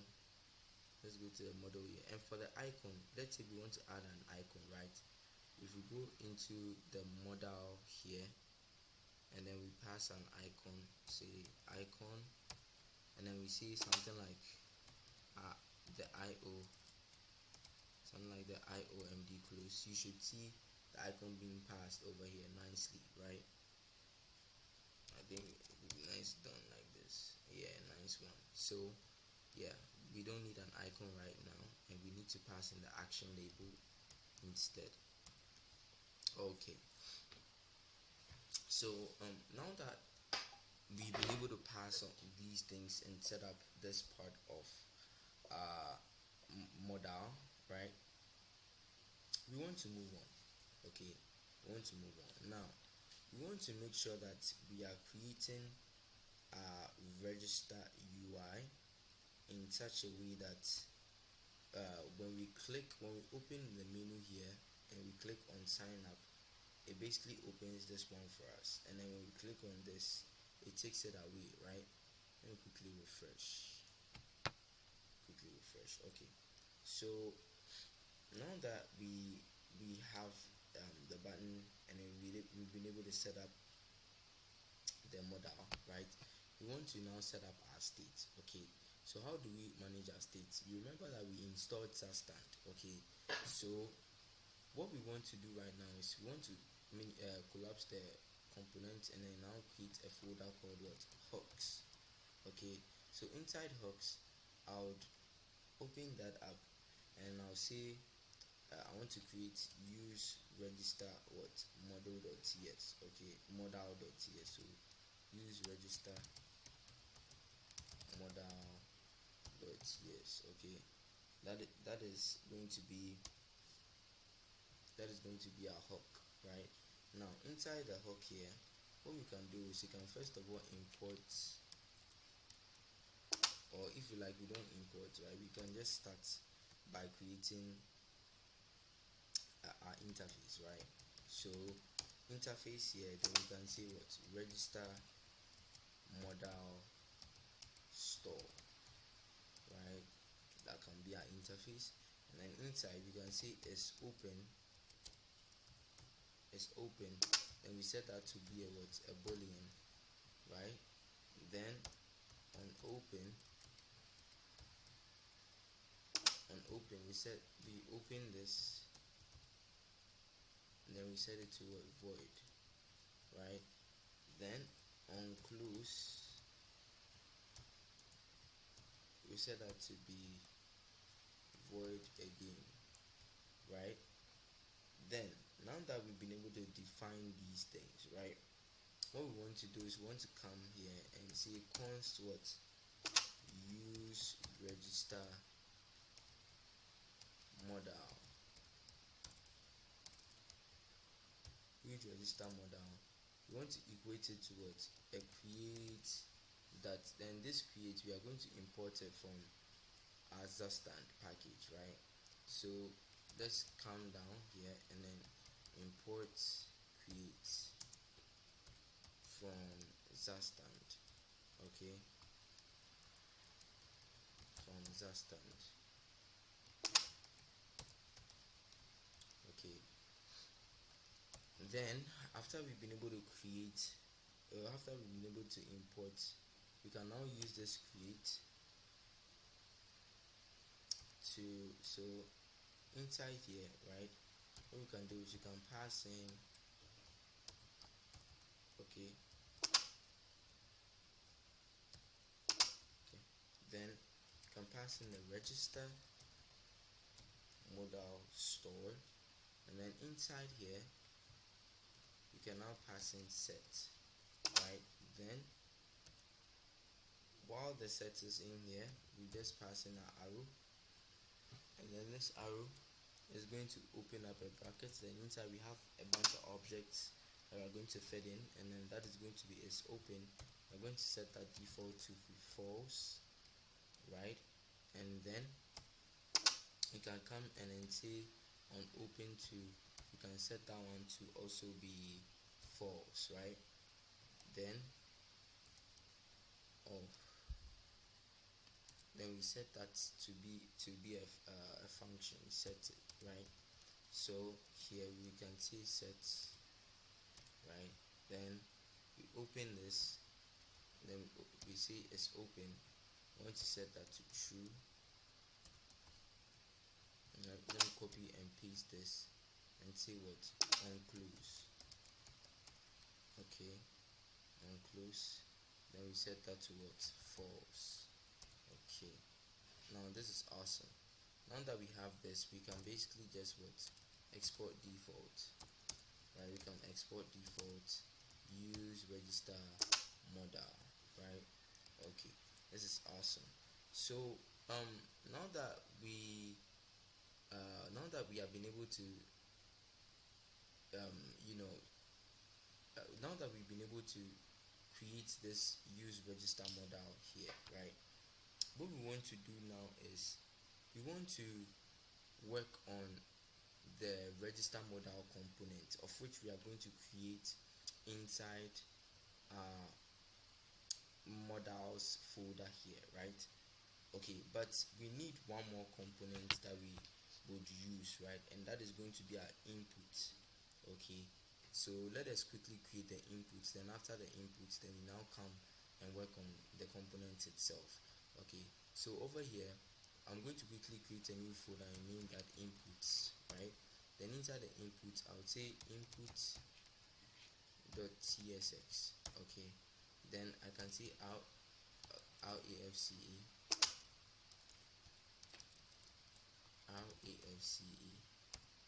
right? Now how do we see what is going on with this input, right? What we can do to find out what is going on with the inputs is that, fine, this is the inputs that we've created, right? That is a nice one. Let us create a register modal and work with it. Then through that we will now import the input, and then we see the changes going on live, so that we don't get confused with how styling works in general, right? So over here what we basically want to do is we want to create our register modal, right? So we can say register modal.csx. okay, now you can say RAFCE, right? And then what we can do is over here we can just remove this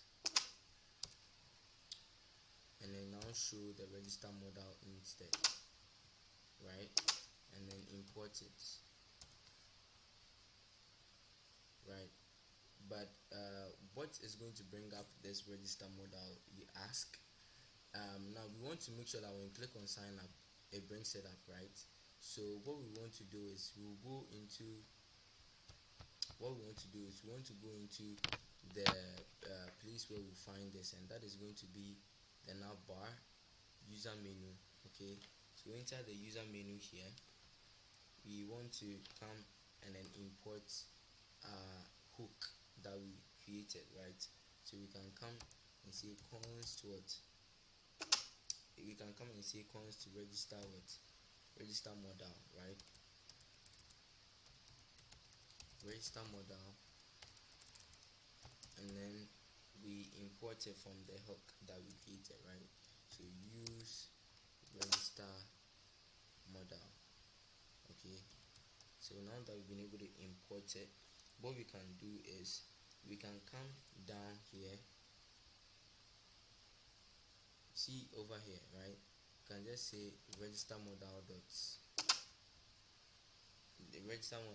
on open, right? So on open, then now what happens is when we click on it, okay, when we click on it, it's supposed to open it up for us. Okay, I mean we have not added the things that we need to add, right? So we wouldn't see it, right? So let us start adding the things that we need to add.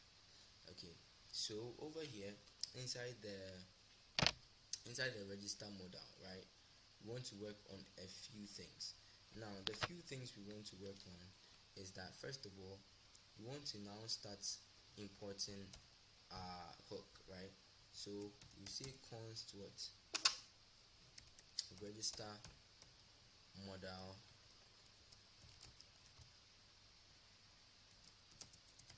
use what register modal, right? Then we close that. Then over here we want to come down and set its loading because we are going to be using it. So it's loading, then we set its loading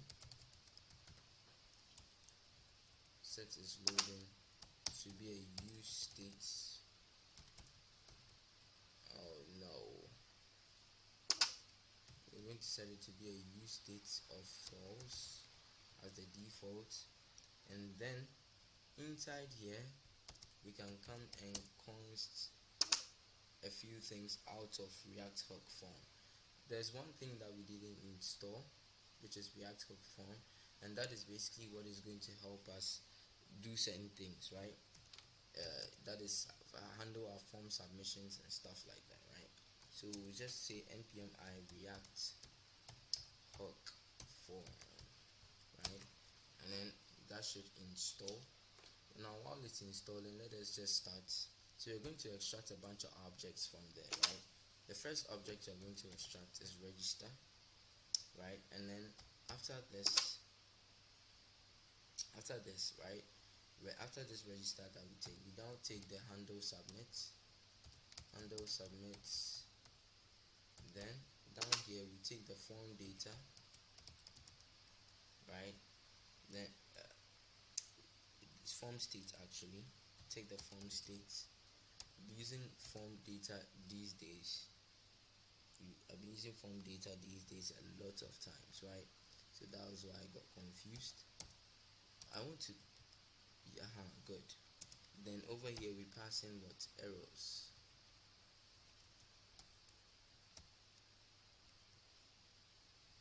Let me equate it to use form so that we can go faster. Okay. It looks like we need to import the use form separately because it's not showing for us to import it straight, right? So what we want to do is let's come here and then import a bunch of things, right? So we say field values,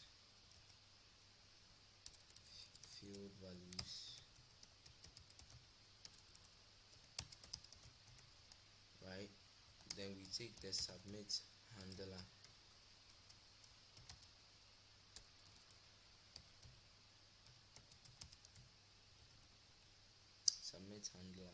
then we take our use form, then we take all of these bad boys from where? We take them from where? We take them from the React hook form, right? So we say use form so that we can go faster.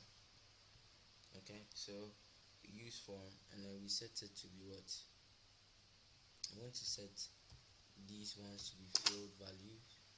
So field values, right? Then inside here we pass in the default value for the fields, right? So in our case we have name, and we set the name to an empty string, and then we come here and then take the email and set the email to as well to an empty string, and then we take the password, set the password to as well as an empty string, right?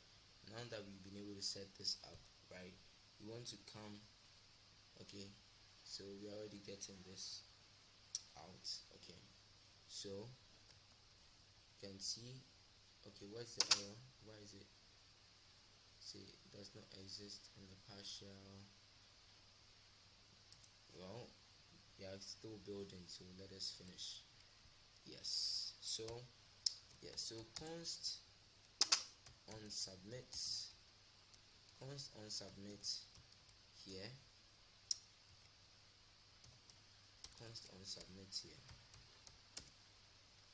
would have to be defined. The type would have to be defined by the what on submit handler, right? The submit handler, and then it's going to be done based off of the what the field values. Okay, then inside we are going to set it to be an asynchronous function, right? And then inside this function, what we can do is you can set loading to be true. Set is loading to be true. Then we have our try catch block right under it. Try catch. You can log out for now. And we can even use the toast. So you can see toast.error. Say toast.error. Then we say something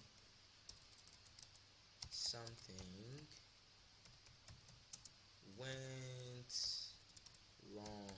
Something went wrong. Alright. So now that we've been able to use that, inside here you can just write some allo things, some allo, things that don't really work. An API that doesn't really work, right? Just to test things out. So I don't think we've installed Axios. Let's install Axios quickly, right? So that we can import it. Let's quickly import Axios from the top. So import Axios from Axios, right? Then when we come down here,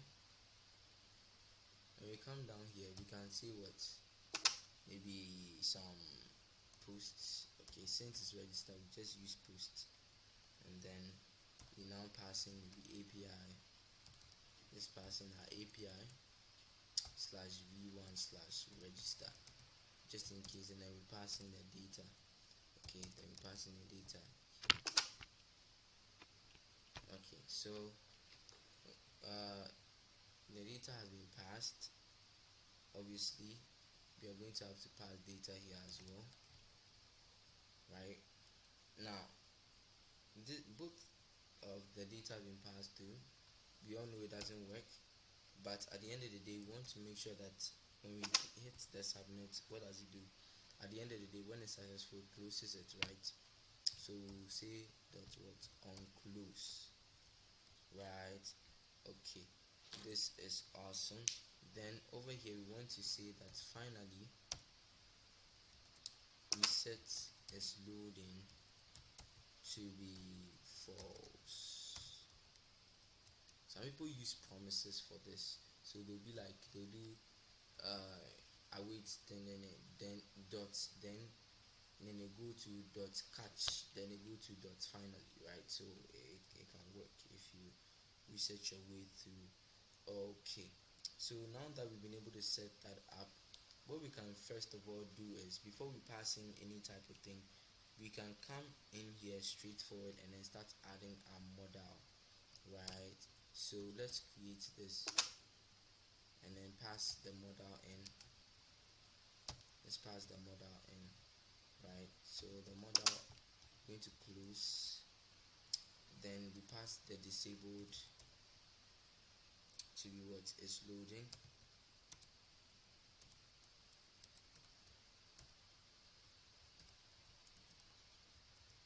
It's loading, right? Then over here we come and say it's open, and then we say that the is open should be what register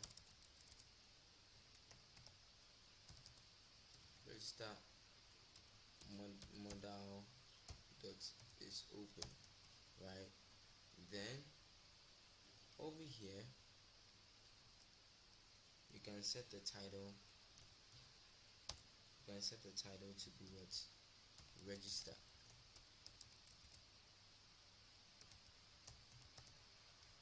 right?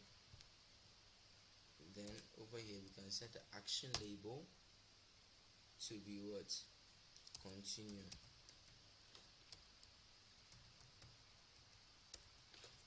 right? And then we can come here and then set the on close to be what Guess. Register model dot onclose. Hope you got it right. So we have on submit. Then inside the on submit we have what? Oh, come on. Then inside the on submit we have the handle submit. Then this handle submit is going to take in the what? The on submit that we have, right? This on submit that is taking it from there.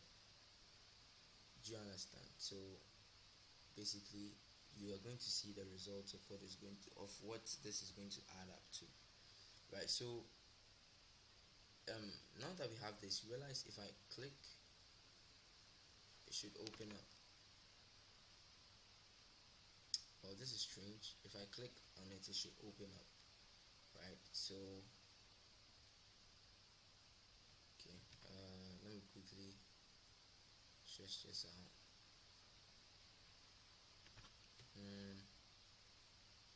I guess we need to check a few things. Check the terminal.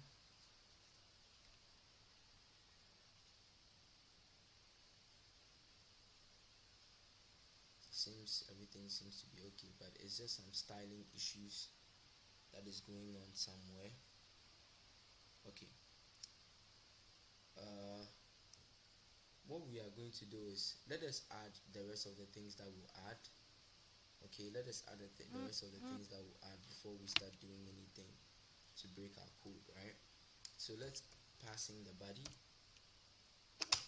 So for the body content, we are going to create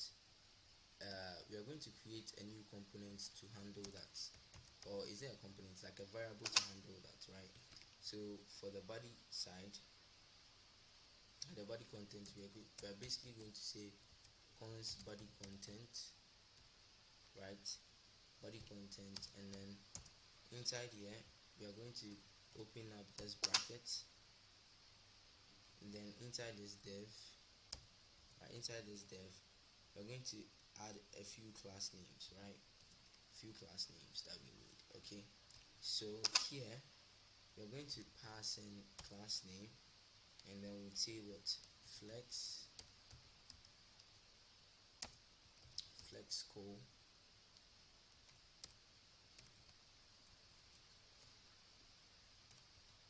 right? Or flex column. Then we say gap 4, right? Then right after that has been done,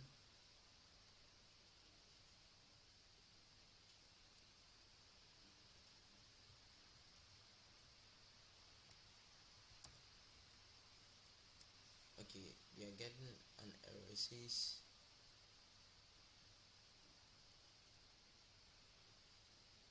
wait, what? Says see the JSS actually might be with the name. So 49,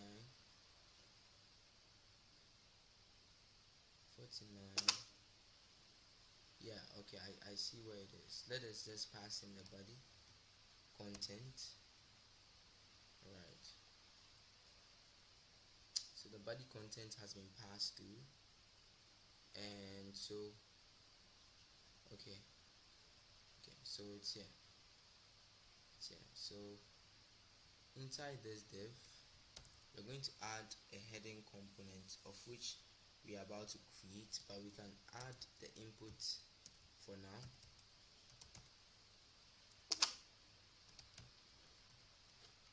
Add the input for now. Okay, so for the input, what we can do is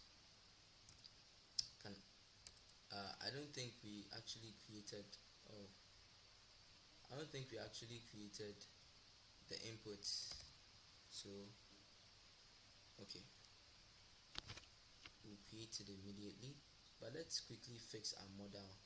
Why is it not showing?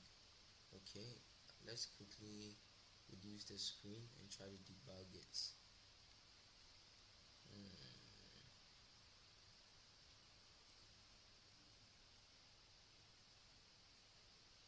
Inside the user menu, we set this so that it opens it up, right? So then that means we need to go to the modal and then check for a few things.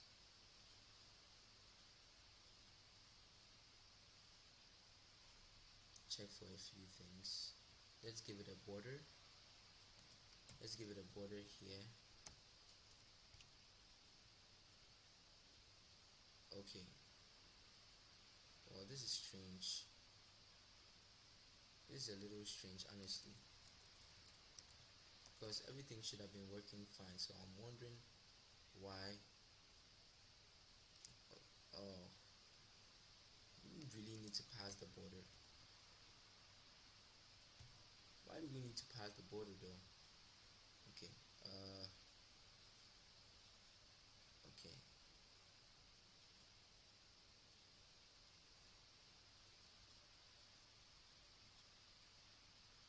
I don't think we need to pass the border. It's like it doesn't display immediately or something. So for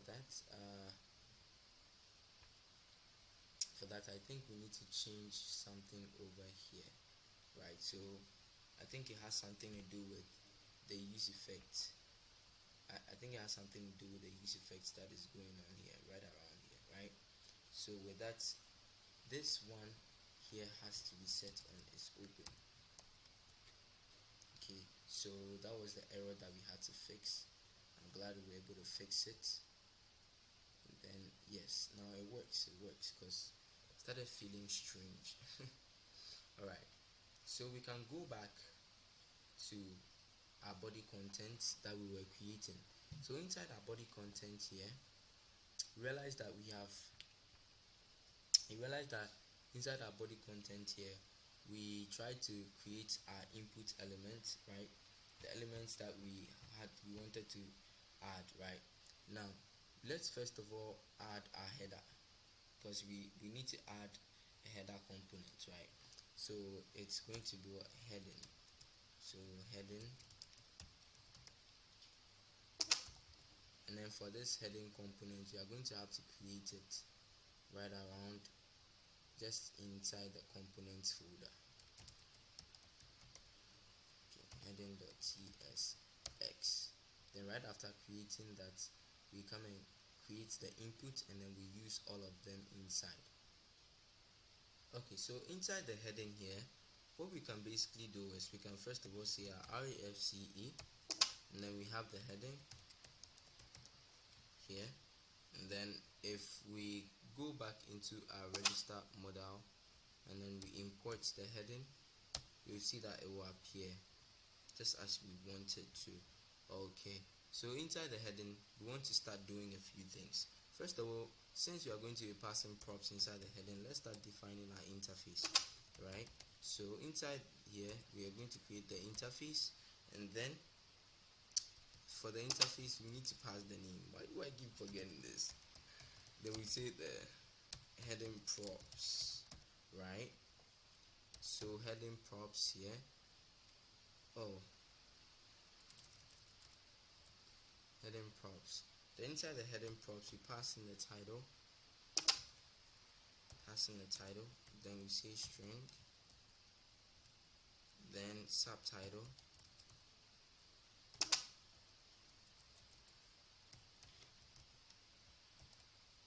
String. Then we say center. Then that is going to be a boolean, right? Now this one is going to be an optional. This one is also going to be an optional, the center, right? The title is going to have to be there all the time, right? So we're going to set that to, we want to make sure that our React application knows that we are using that interface. So we make sure we set it to what? Functional component, and then heading props. This is awesome.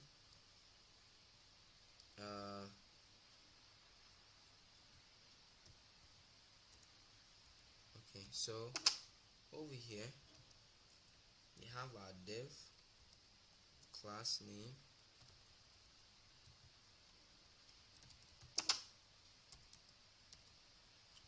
div class name, and then we set that class name to be what? So inside here we are going to be doing a few logic plays, right? So we're going to say that if center prop is passed, right, we want to set the text center. We want to say text center, right? But if it's not passed, then we want to say what? Text start. Okay, so now that we have that, we want to come into this div inside here and then pass in the first class, which is text 2xl. Yeah, text 2xl. That is the first class for it, and then we'll set the font bold. Okay, now I realize that up to this while we've been having errors, right? So the error is basically because we have to just copy this, and then place them in here with their respective commas, right? Okay, now yeah, so font bold. Okay, then inside here we pass in the title,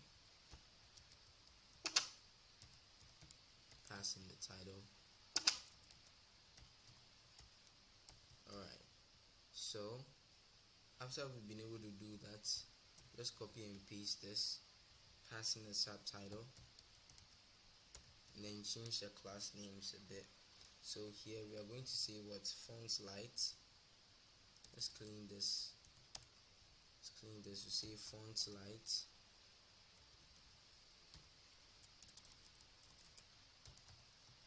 We say font light.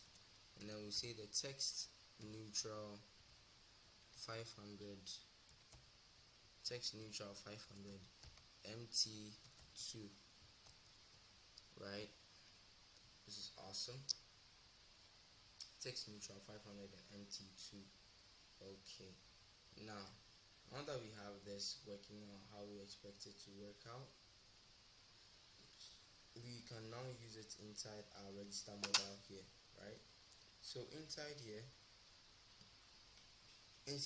for our register modal, we can give it a title of welcome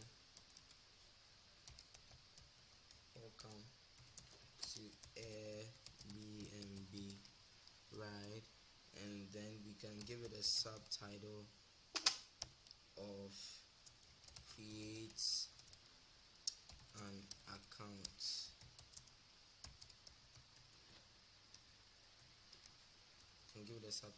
Create an account. Now you can see it is here, right? Okay, that is awesome.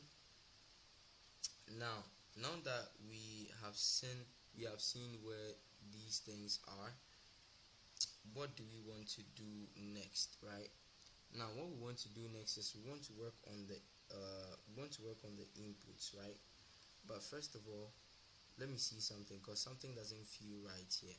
I think this is supposed to be in the middle. I think so.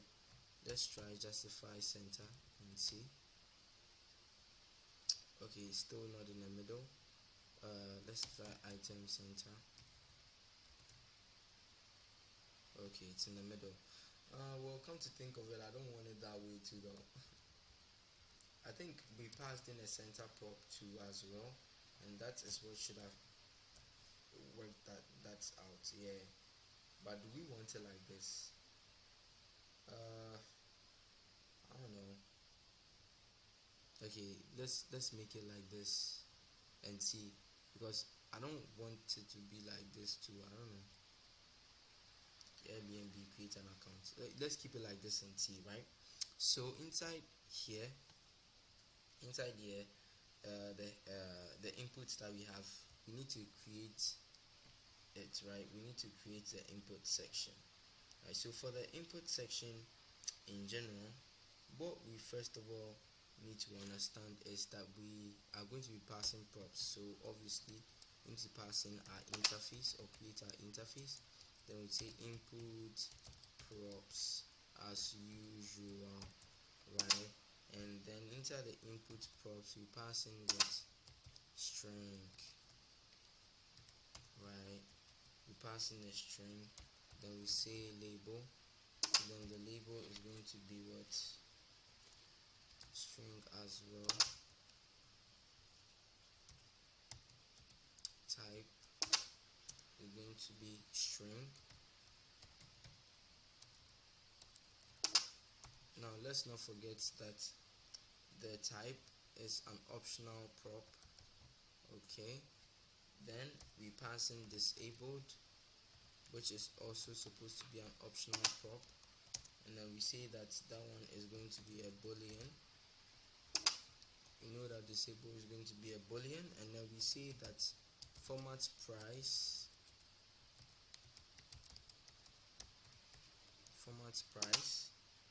okay, that is also going to be a boolean. Format price is also going to be a boolean. Then we set the required to be a boolean as well, and then we can set the register to also say use form register, and then for this one, use form register, you're going to get it from React hooks, right? Use form register, and then we pass in what, based on what the field names, right? Based on the field values, right? So okay, it works here. And then I'll say errors, small letters, errors. Then we pass in what? Field errors. It's here. Alright, imported from React hook form. Okay, so now that we have these bad boys working out like we expect them to, what we want to do right now is we want to say React FC, right? We want to make sure that we know that we are using this interface, right? Then inside we say what? Input props. Then inside the input props, you know that we just copy this, copy this, copy this, copy this, copy this, copy this, copy this, copy this. Oh no, come on. Then copy this, copy this, copy this, then copy, Control C to copy, come and paste, and then you add your commas to the respective lines, add your commas, then you save, it arranges it with a prettier, then we can move on. Okay, so now that we have these bad boys working out like we want them to work out, what we want to do is we want to come inside here and then start creating our component. So the first class name for this first div that I want to do is widthful, right? So we already give that class name, and then what we want to pass in is relative. We want to say relative, right? Then inside this relative, we want to come inside here and then check for the format price, right? We want to check for the format price, right? So if we say format price exists, if it's there, then we want to render something, right? So what are we trying to render? By dollar, and that is going to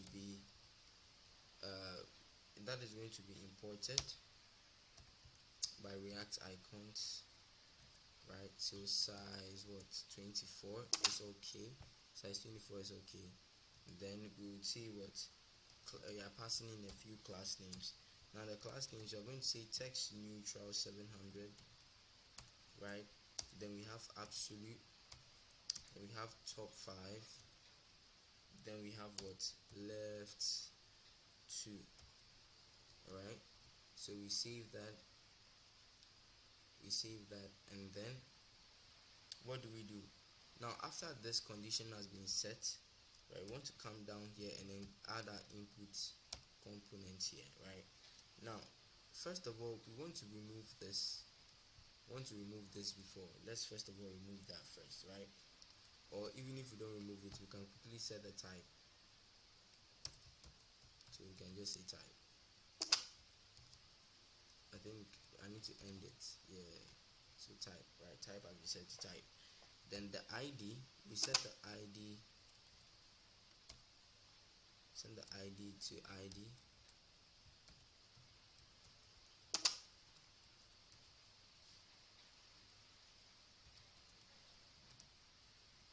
Then we say what? Disabled, right?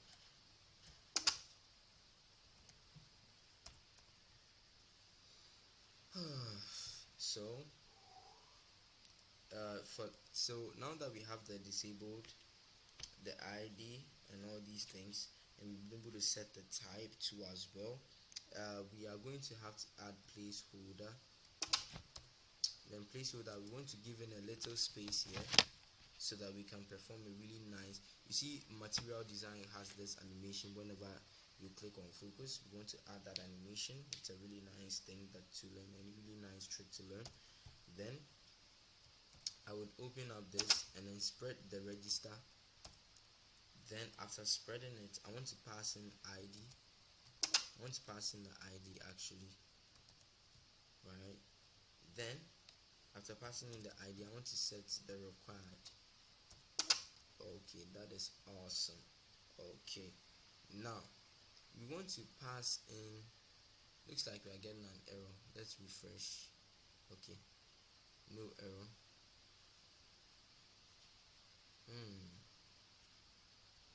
Okay, let's quickly check the terminal. It says register is not a function. Well, that's weird because it is a function. Looking at this, but let's finish what we got going on. Then we would handle the rest. Okay, so basically we have this going on, right? And then what we want to do is we want to add a class name so that we can style them, right? So in order for us to be able to style them, what we want to do is we want to give it a peer.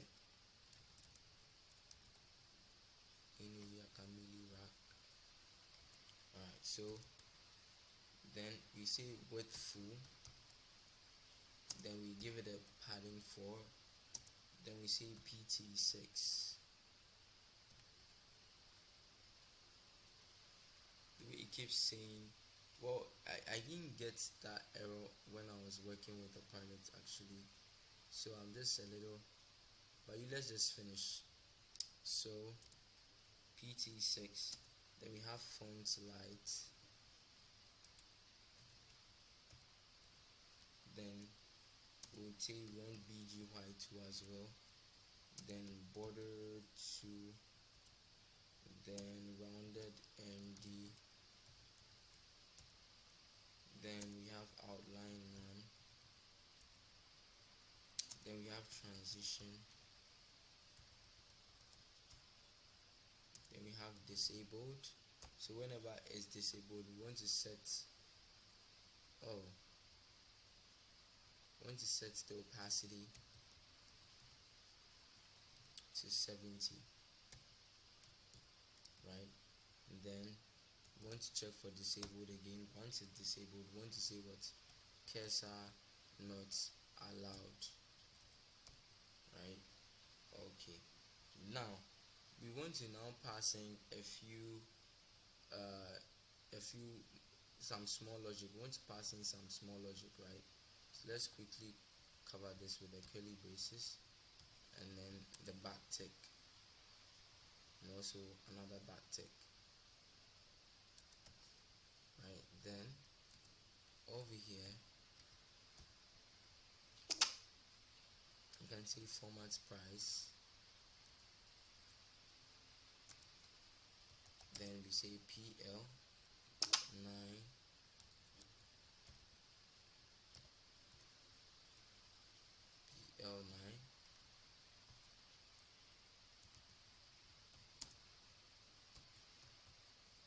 PL4.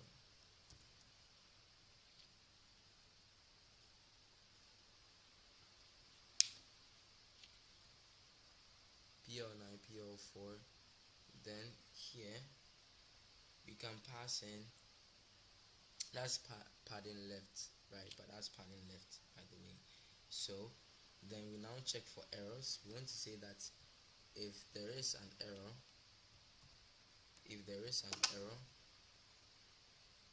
or if there are errors, depending on the particular elements that we are selected on, or that is active, we want to show some stylings, right?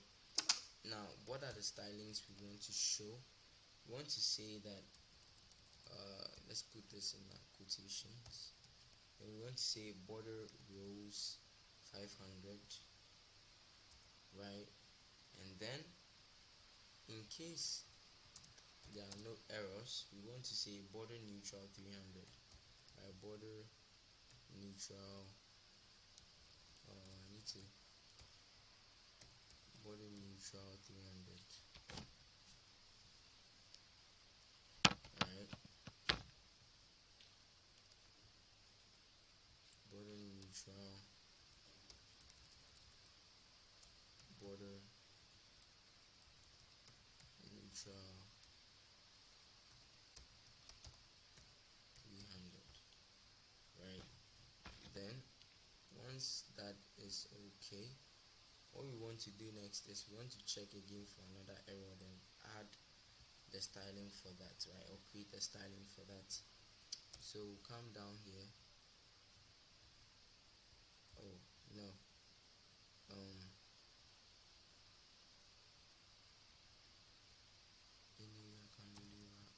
so I'll put that in here, and then I'll say focus. So for the focus,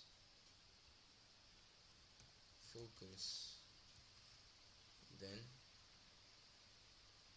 focus again is going to say that the border should be black, right? Border black.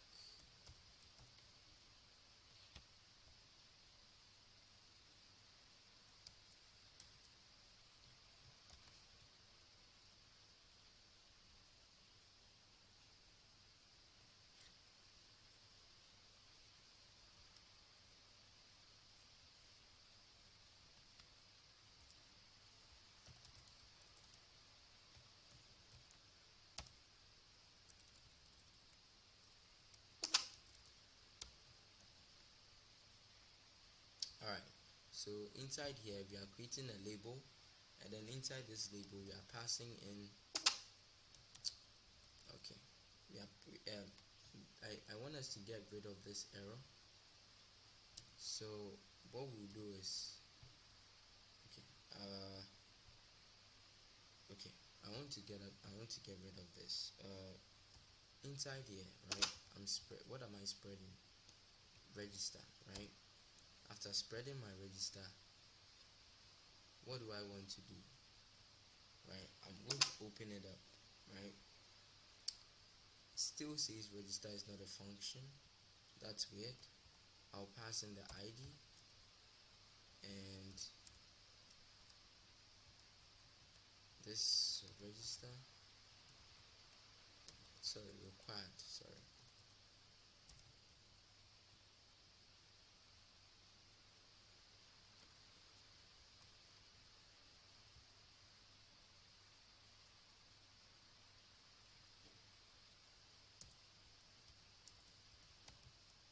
Let's add the type any here to see.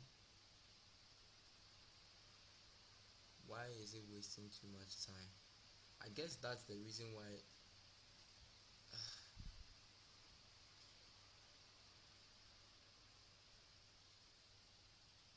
Yeah, I'm coming. Let's leave it this way and work everything out. So over here, the label here that we have, we want to pass in another class name here, and then we want to say that should be absolute, right? That should be absolute text MD, and then duration duration, we're going to set that to 150. Right, we're going to set that to 150, and we're going to transform. Right, and then after transforming, we want to what? Translate. We want to translate y3, right? And then we want to top 3. We want to put it at top 5, basically.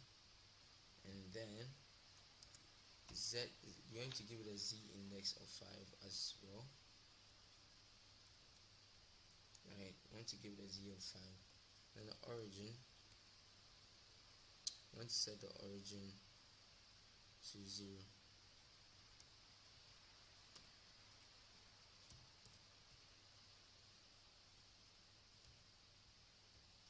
Right, so this is how we are going to set the origin to 0.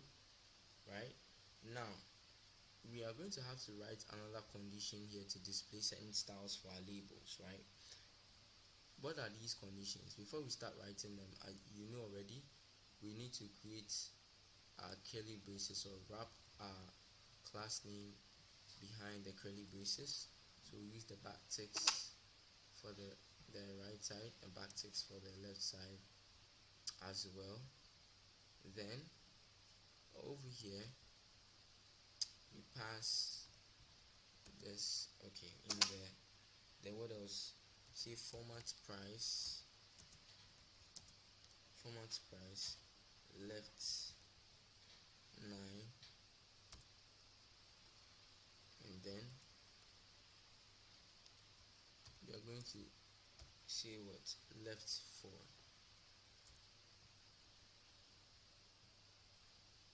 Then down here we would have what? Peer placeholder shown, and then we are going to scale to 100, right? And then we are going to say peer placeholder shown again.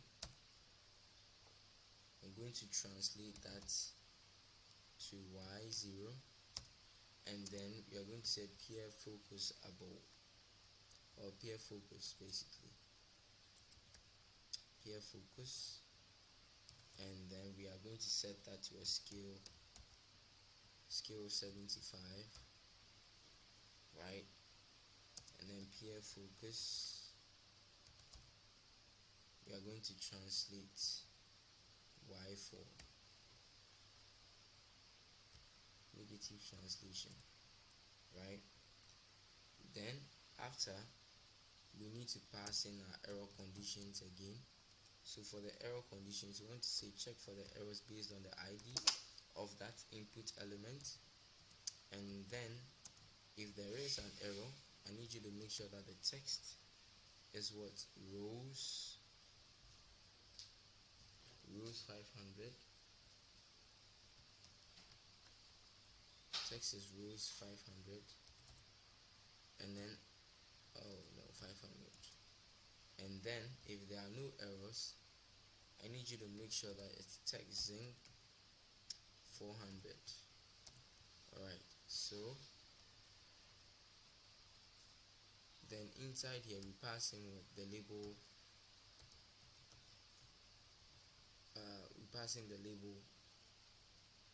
component, basically. Right, now that we've been able to set this up, right, we want to come inside our register here, and then we want to pass in the input, right? So we want to give it the ID of email first. Let's give it the ID of email first. Then we give it a name of what? Name. And then we pass in a disabled, and then with that one we set it to is loading. We set it to is loading. Then register, we give register here. Then over here we set errors. So for the error, you can say what? Errors. So as you can see, everything is back to normal, and then we can set the required. Alright, so you can see that things are back to normal as we expected, and basically we as we have been able to set this up over here like this, right? And then we've been able to pass it through this section like this, which is the content, or the body content in general. We would want to basically add like a placeholder or something, right? So I think for the placeholder we can actually do that. Yeah, we didn't pass the placeholder inside just yet. Okay, we'll get to that, but right now let us quickly copy and paste this, so that it becomes 3 at least. And then the first one becomes what? The first one is basically going to be email again, and then name and name. Alright, then over here we can, so over here it's what? Password, and then password, right? Now that we have these ones here, for the password we want to set the type to be what? Password in general, right? Alright, so so basically we have the password being set for how we want it to be, right? And then we've been able to pass in the errors and the register, the required and everything, right?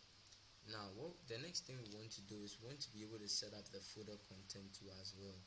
So for the footer content, we are going to have to calm down here and then say const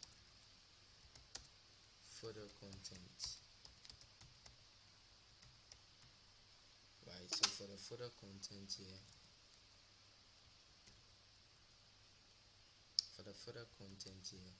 I would say I'll create a div, and then inside this div I'll pass in the class name, pass in a few class names, right? And I'll say this is going to be display flex call, and then I'll give it a gap of 4, and I'll say mt3, right? Then I'll pass in one HR here, pass in one nice HR. Then under, I'll take the button that we had created. I remember we created a button.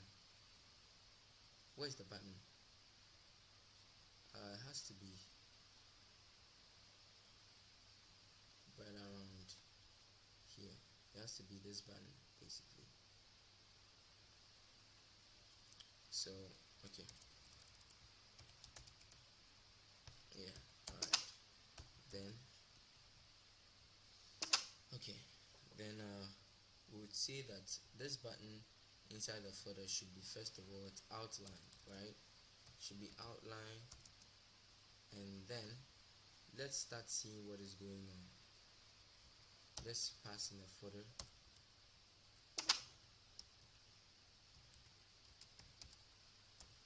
Good. So you should see that the footer content is being passed on, and then we say that the label should be continue. See that the label should be continue with Google, right? Continue with Google.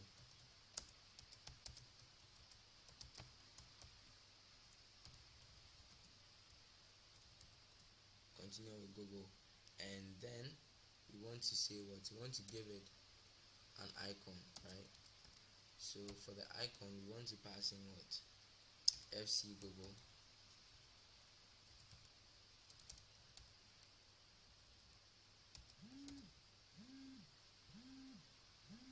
We want to pass in FC Google.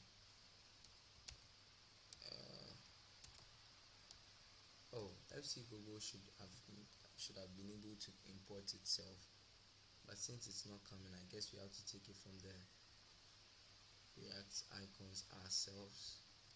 So we just import FC Google from React icons FC, React icons FC. Then we have to import AI fail GitHub too as well. So import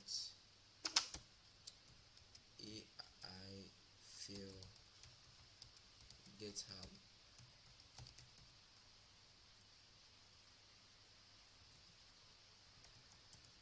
And then we import that from React icons 2 as well. Then AI, good. So for that matter, bring it back up. You can see continue with Google, nicely written, nicely done. Then what we can do is we can pass in an empty on click, so because we've not started setting up those things yet. So you can just set it up to be empty. Then we just copy this and then paste this here, right? Once it's pasted, we just change this and make it what? GitHub.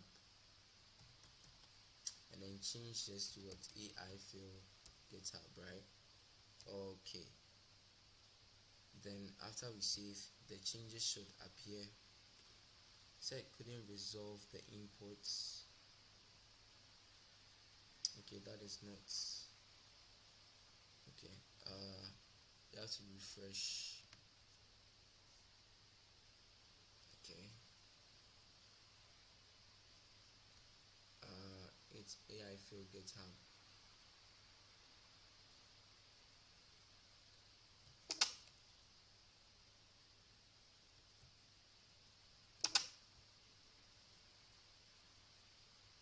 Okay, looks like we are having some spelling issues.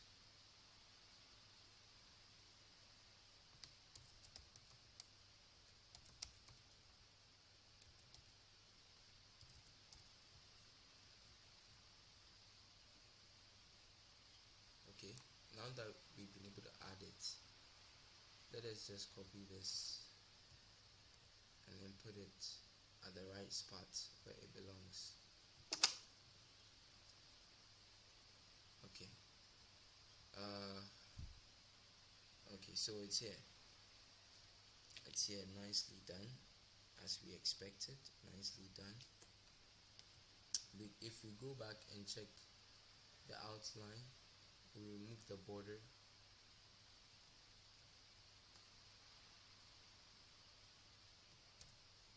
I didn't even think we wrote the border well, but it's all good. It's working as we expected to. So I'll just refresh quickly, and yes, it's working as you expect it to. Right, so now the only thing that is left is the placeholders that would show.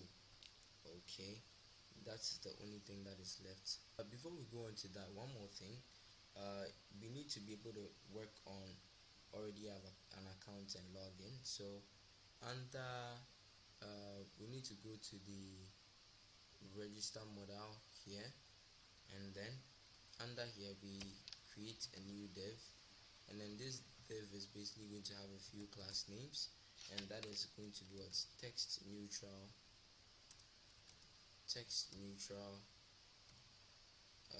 500, text neutral 500, then text center, then we have MT4, then font light,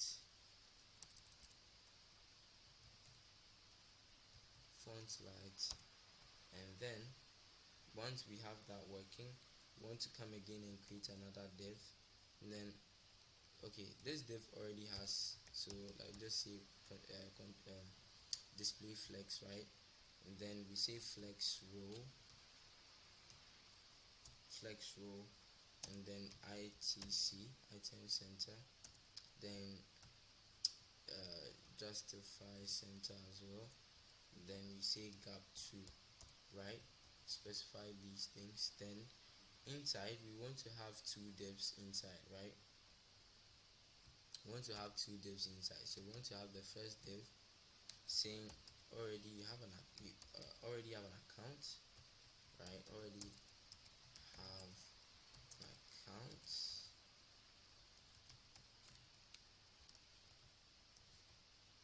Then if you don't, yeah, I mean inside here, right? Inside, yeah. What we can do is we can basically write login, or just a simple login here, right? And then we can pass in on click, and then the on click could be register modal dot on close, so that it just closes it. And then we can just add a few class names to make it look a little, give it that character it needs. So neutral text, neutral 500, then cursor pointer, then hover underline. Okay, now you can see that when we hover on top of this, it gives us whatever we specified before in there. Alright, okay, so let's quickly work on these ones. So when we go inside our input here, we realize that we have these ones here called what, labels, right? So I guess they are the only ones that we've not added, so we just have to add label. And then we say what, this is email, right? This is an email label, and then we can copy this one over. So we can say that this is what, the name label. And I don't think we have, I think instead of label I went to write name instead. Let me see. I think that was the mistake that we made actually. So I just have to clean this and then move this one up like this. So just copy this, paste it here, paste this one to here. So I'll just say password. Yeah, so password, and then what else? This is name. Alright, so you can see if let's say I put in certain details here, I put in another detail. Okay, something is a little strange going on. There's something a little strange going on here. This has to be negative. So yeah, okay. Then I pass in this, and then I pass in something, right? So you can see something went wrong. Now in case I leave one field, you see that we are getting an error. If I refresh this whole thing, and we click on this, and I click without typing anything, you realize that we show all these errors. So this is basically it. You have been able to successfully construct your authentication UI. In the next one, we'll start working with the database and all these other things that come with it. Thank you very much for watching the first part. See you in the next one. Bye.